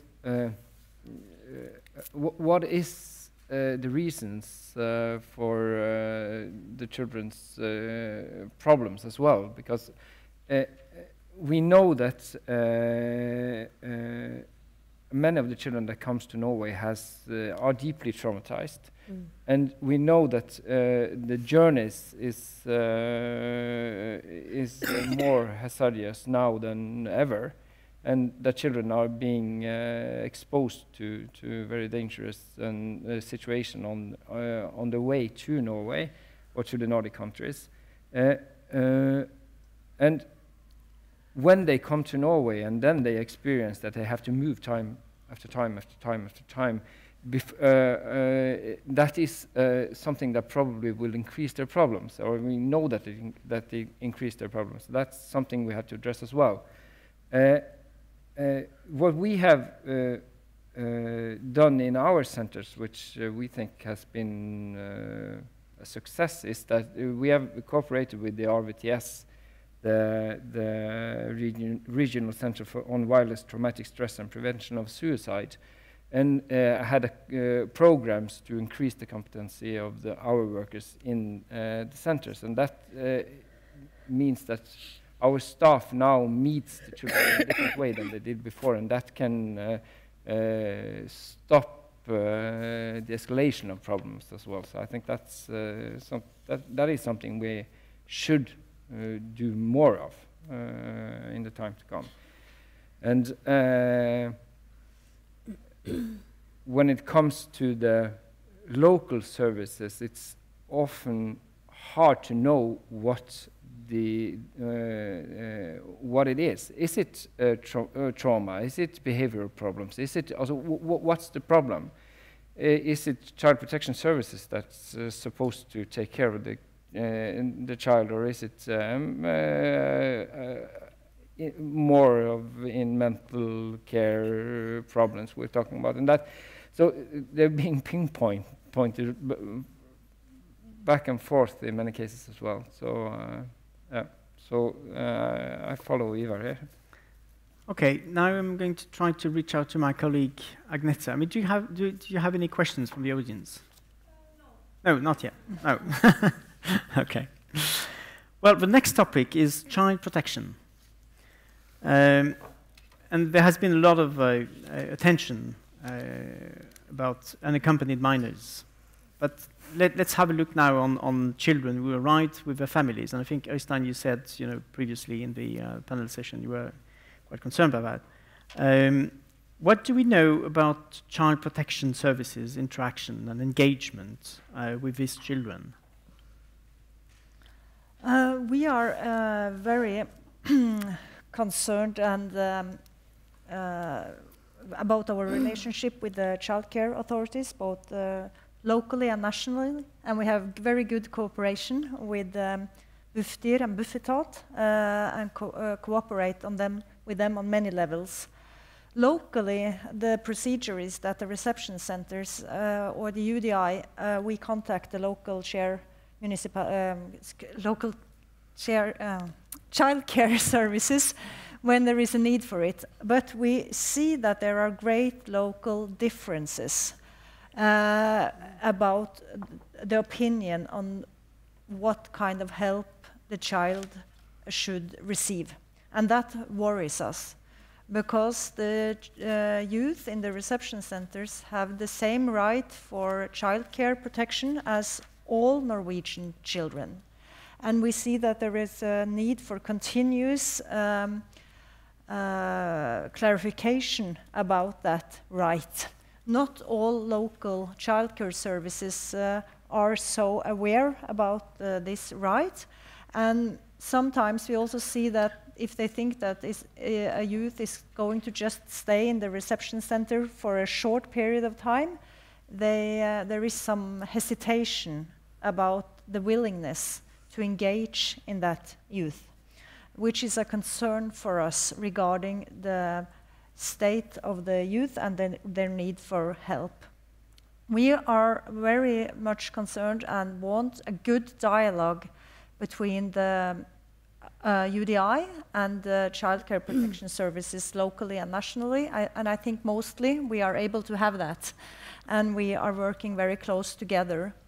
When it comes to the UDI and our agreements and contracts with the reception centers, we state that every reception center should have a cooperation agreement with the local childcare services.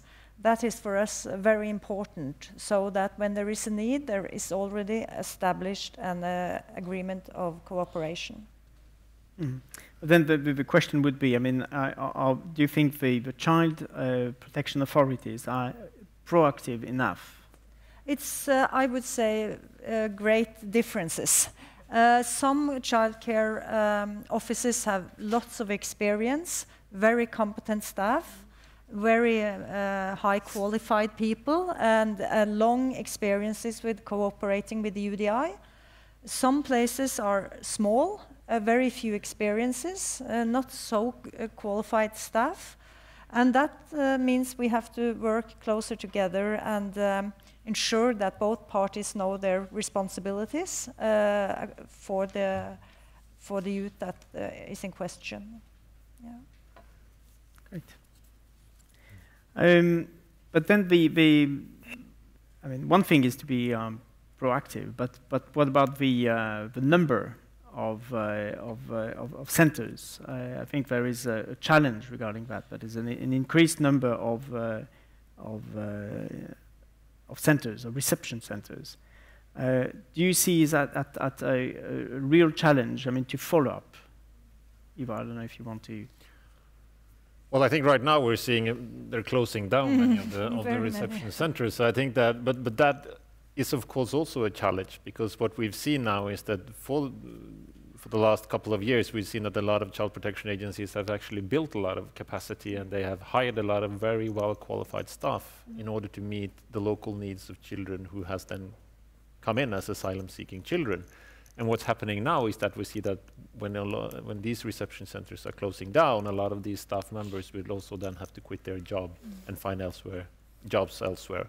And one of the worries that we can have then is to what extent are the child protection agencies then actually able to maintain the capacity within the organization when a lot of these qualified staffers are leaving, making sure that the institutional capacity has actually been increased, so that when we have a big number of arrival the next time, do we actually have a better institutional memory? Do we have better institutional capacity than what we had 3 or 4 years ago? And I don't know if that's the case, but I think that given how we arrange the reception center, how they are scattered around the country, I think that this is something that I hope that Bufdir, especially the National Child Protection Agency, will try to make sure that we do actually keep this institutional memory and institutional capacity within the organization. Would you like to say something? Yes, also in the report, actually, one of the general recommendation for the Nordic countries is in terms of child protection, looking at the best interests determination. So what we have seen in the region is that there is a clear lack of protocol which looks at best interests determinations and best interests assessments for children. And not only there is a clear lack of protocol, in some cases our respondents who were interviewed in the countries, they actually raised concern that whether or not the best interest assessments were being followed up at all in terms of the children they were dealing with. So there's obviously a gap that exists there as well. So this is something what we urge in terms of this report and from UNICEF, that child protection becomes a central kind of framing of looking at when considering children who are seeking asylum, their assessments, particularly having the best interests of children there. But there's obviously, we heard from our esteemed speakers that there's clearly a recognition and there's also many improvements that are taking place. But we'd like to see more kind of connection with the staff in the facilities and elsewhere, and having proper, perhaps also training what it means to have a best interest. What does it mean in terms of the best interest principle on the ground when we are thinking about questioning, when we're thinking about protecting children, and also documenting their experiences. Thank you. I think actually we got a question from the audience here. The question is, could you explain why the report doesn't include an analysis of how the best interest of a child is ensured in the actual return process, not just detention? I can try. The aim of the report was to look at the procedural safeguards within the Nordic countries up until the child have a durable solution, meaning that the focus of the report is from when a child enters the country and up until they have a decision, meaning that they should be returned. It could be family reunification, or it could be that they have been granted asylum. So we haven't looked that much upon the best interest determination processes within the actual asylum applications. But what we have seen, and what the report is focusing a lot on, and as Bina was just explaining, is the best interest assessments part. Because although in the Norwegian legislation, especially in the asylum legislation, it is stated that the child's best interest should be part of the asylum decision. But what is not clearly stated is how different sectorial bodies and the immigration authorities should make sure that they view and take into account the best interest assessment in all other decisions that they make on behalf of a child. For instance, what kind of reception facility should we place this child in? That is a decision that is having a huge impact on the child's life, and that, according to the Convention on the Rights of the Child, the responsible body should then go in and examine what is in this child's best interest in terms of actual placement. And what we don't find is guidelines on how that procedure should be done by the different authorities that is actually then involved in deciding these matters. In terms of education, what kind of educational institution should the child be placed in? Should it be in integration classes? Should it be a separate education alternative, or should it be included in the mainstream local schooling? All of these issues are having a big impact on the child's life, and therefore should be, according to the Convention on the Rights of the Child, you need to do a best interest assessment and making sure that that's taken into account when you do this, when you make those decisions. You have actually two concepts here. I mean, you have the best interest assessments you're talking about, and the best interest determination. If I understood well, I mean, the best interest determination is described in the formal decisions, stating the durable solutions of a child, whereas the best interest assessment is describing the everyday decisions that adults make on behalf of them. But would you say that the care arrangements for accompanied minors are using BIA as a systemic level today? We don't see those evidence in the report. and it's hard for me to say if that's actually happening on the ground. But what we see is that we lack guidelines and also legal. It's lacking sort of a legal fundament in the Norwegian legislation that's something that all the adults should do, and of course then involving the children when they do that kind of assessments. So that's something, and that's a clear recommendation in the report as well, that's something that all the Nordic states have to look on how they could improve that. And it was promising that Birgitte was also mentioning that that's something that UDI is also looking at right now. So, but what you mean with improving is to be stated in below. It would, of course, then highlighting the fact that this is something that should be done, and it should be done in all aspects regarding the child's life, so in all decisions that have a potential impact on the child's life. There is a need, if you want to create, and if you want to make sure that you're actually respecting the fundamental rights of children, you are supposed to do a best interest assessment in all those decisions. But it's also, and this is a language barrier, that we're actually lacking that assessment word in Norwegian, making it a bit more difficult to describe the differences between these two processes in the Norwegian language, because we use the same word for the determination as we do for the assessment, which is also then, of course, that needs to be included in this picture when in terms of what are we actually talking about here. Would you like to comment about that? From the question, I also understood that it's related to the point of return of children and the best interest assessments. So all the Nordic countries actually,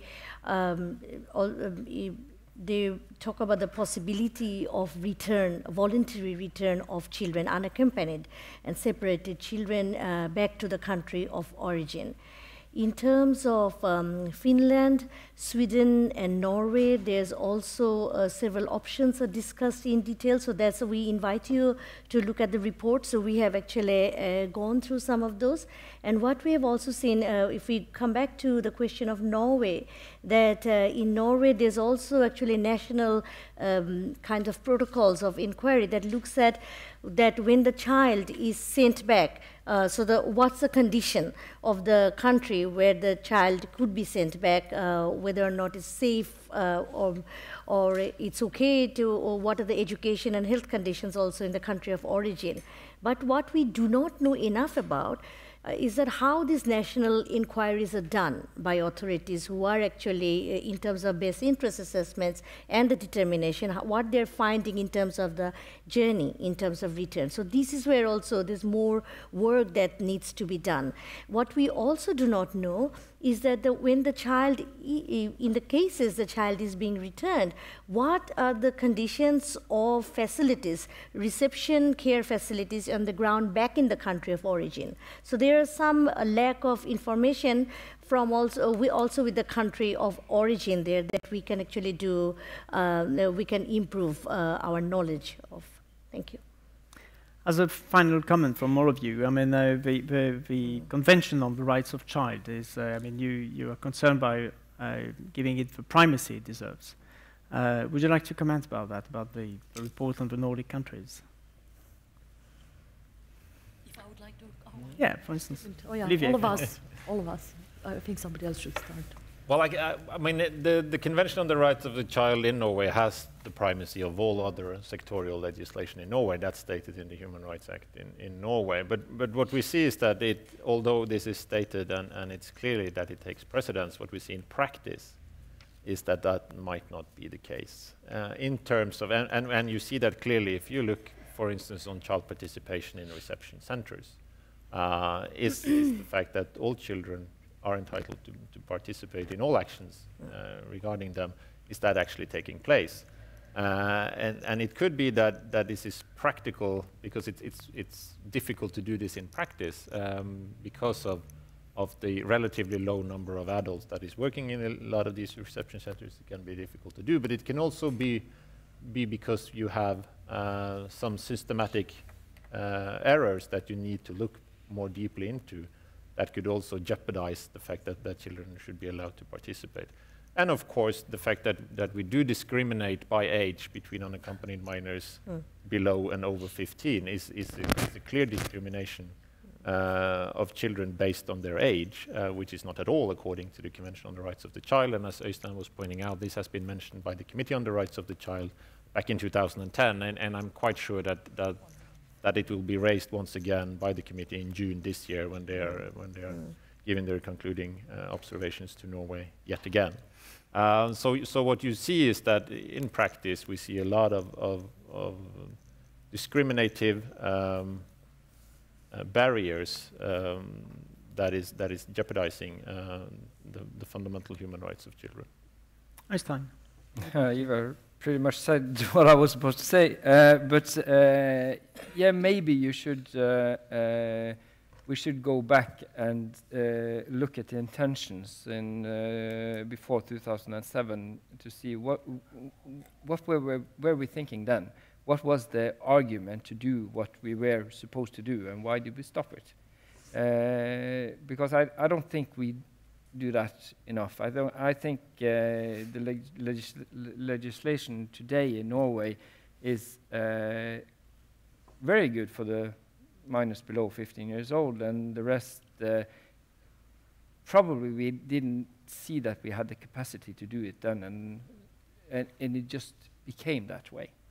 So I think, yeah, talk more about this and see the legislation for the children in a more holistic perspective.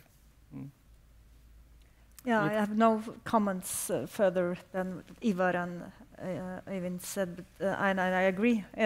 But I would like to just point out something that I didn't have a chance to comment upon earlier. I am very grateful for the findings in the report that stresses the need for sectors, both locally and nationally, to coordinate, especially in the cases where the children and the youth have complex needs. That is something that the report, I think, describes and analyzes very well. That is extremely important for us to work more on in cooperation with the childcare and the health care authorities, because I think we really see that these, like you were also saying, that many of these youths and children come with deep traumas, and that they have complex needs and complex challenges, and that there are not one solution needed that everyone can use. So the need for cooperation and more skräddersøm, tailor-made solutions that really forces the different authorities to cooperate. That is something that I'm grateful that this report really stresses and urges us to work more with. Okay. Ina, and then Olivia. Birgit, thank you so much for mentioning that. This is actually one thing that really was at the heart of the report, thinking about also the complex needs. And in terms of relating to that point, actually, really to the question what you asked, Jean-Yves, about actually how we are thinking about the CRC. So obviously we are thinking about child participation and children's right to be heard, but that also need to be contextualized in what also we heard about complex needs. Coming back to the question of the report that was asked, that why children were not interviewed for this report. If you look at the report, you'll see at the back of it, we actually have included the ethics protocol for that. And we thought about it for quite a while. We have gone back and forth that should we interview children? But we also know that from all these 5 Nordic countries and elsewhere as well, in Italy where we work, in reception centers as well, we see that there's a lot of interest to actually get the voices of children, but sometimes in some ways that also produces extra stress, and that also generates other kinds of concerns for children. So in terms of that, children's right to be heard has to be actually balanced with the their right to be protected.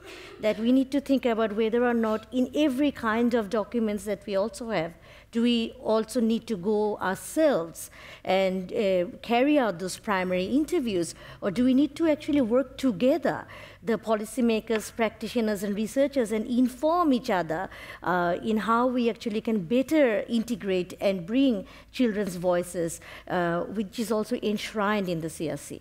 Thank you. Thank you. Olivia, you wanted to? I would just like to commend you for your comment on the need to reassess what we were thinking back in 2007, you said. And I do believe that you have the possibility to make a concrete initiative if we do believe, and we are happy to assist jointly, UNICEF and UNHCR, to assess the legal framework, and in particular the concern that this is discrimination in practice, and not only under the CRC, but all other obligations that Norway has adopted in its Human Rights Act. And I also think, not to conclude, because I would leave that task to you, we are planning a joint report with Sweden to come to Norway and write a study exclusively legal when it comes to the legal framework to give access to the healthcare system and access to psychosocial healthcare.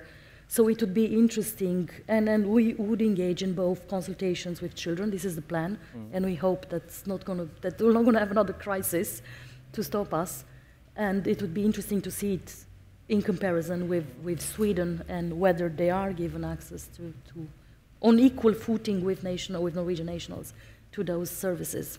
And we count on your support for the years to come. Thank you. Okay, thank you. I think we have one last question, which is here. Wow. In our NIBR research report in 2017 to the Ministry of Justice on Mission UASC, we found that the main reason for leaving reception centers were fear of deportation when they became 18 years old. Return to conflict areas is one of the most undermining action against giving children protection. What are your recommendations on return and on missing children? Wow. Difficult question. I can just briefly, that's not part of the report, but I can give just an answer based on what we've done already. The National Committee of UNICEF here in Norway has stated, and we have approached the Ministry of Justice months ago, where we said that we thought that Norway should stop returning children, also children in families, to Afghanistan because of the increased insecurity that we see in Afghanistan. And that's a message that we convened directly to the Ministry of Justice and Immigration. And in terms of the temporary permits, we think that this is not in the best interest of the child, mainly because we see that the temporary permits themselves actually do harm children a lot in terms of having a huge negative impact on their mental health, but also in terms of accessing education, the possibility of finishing upper secondary or vocational training. So the temporary permits themselves is actually hampering a lot of other fundamental human rights that children have. So I hope that answers the question. Okay. Any other comments? No? Okay. Then if there isn't anything else you would like to add to, I think we have covered the main points of a report. We don't have any more questions from the audience. So remember to check our website, Innocenti, which is actually www.unicef-irc.org. Check our website at unicef.no and unicef.org as well. Download the report. It's available. Watch the videos, read, and share. So on behalf of everyone here and on behalf of UNICEF, we would like to sincerely thank all the speakers, and of course Innocenti and the national committees of UNICEF in the Nordic countries, and our speakers and the audience for stimulating questions and inspirational session. So thank you very much indeed, and have a nice day. Bye.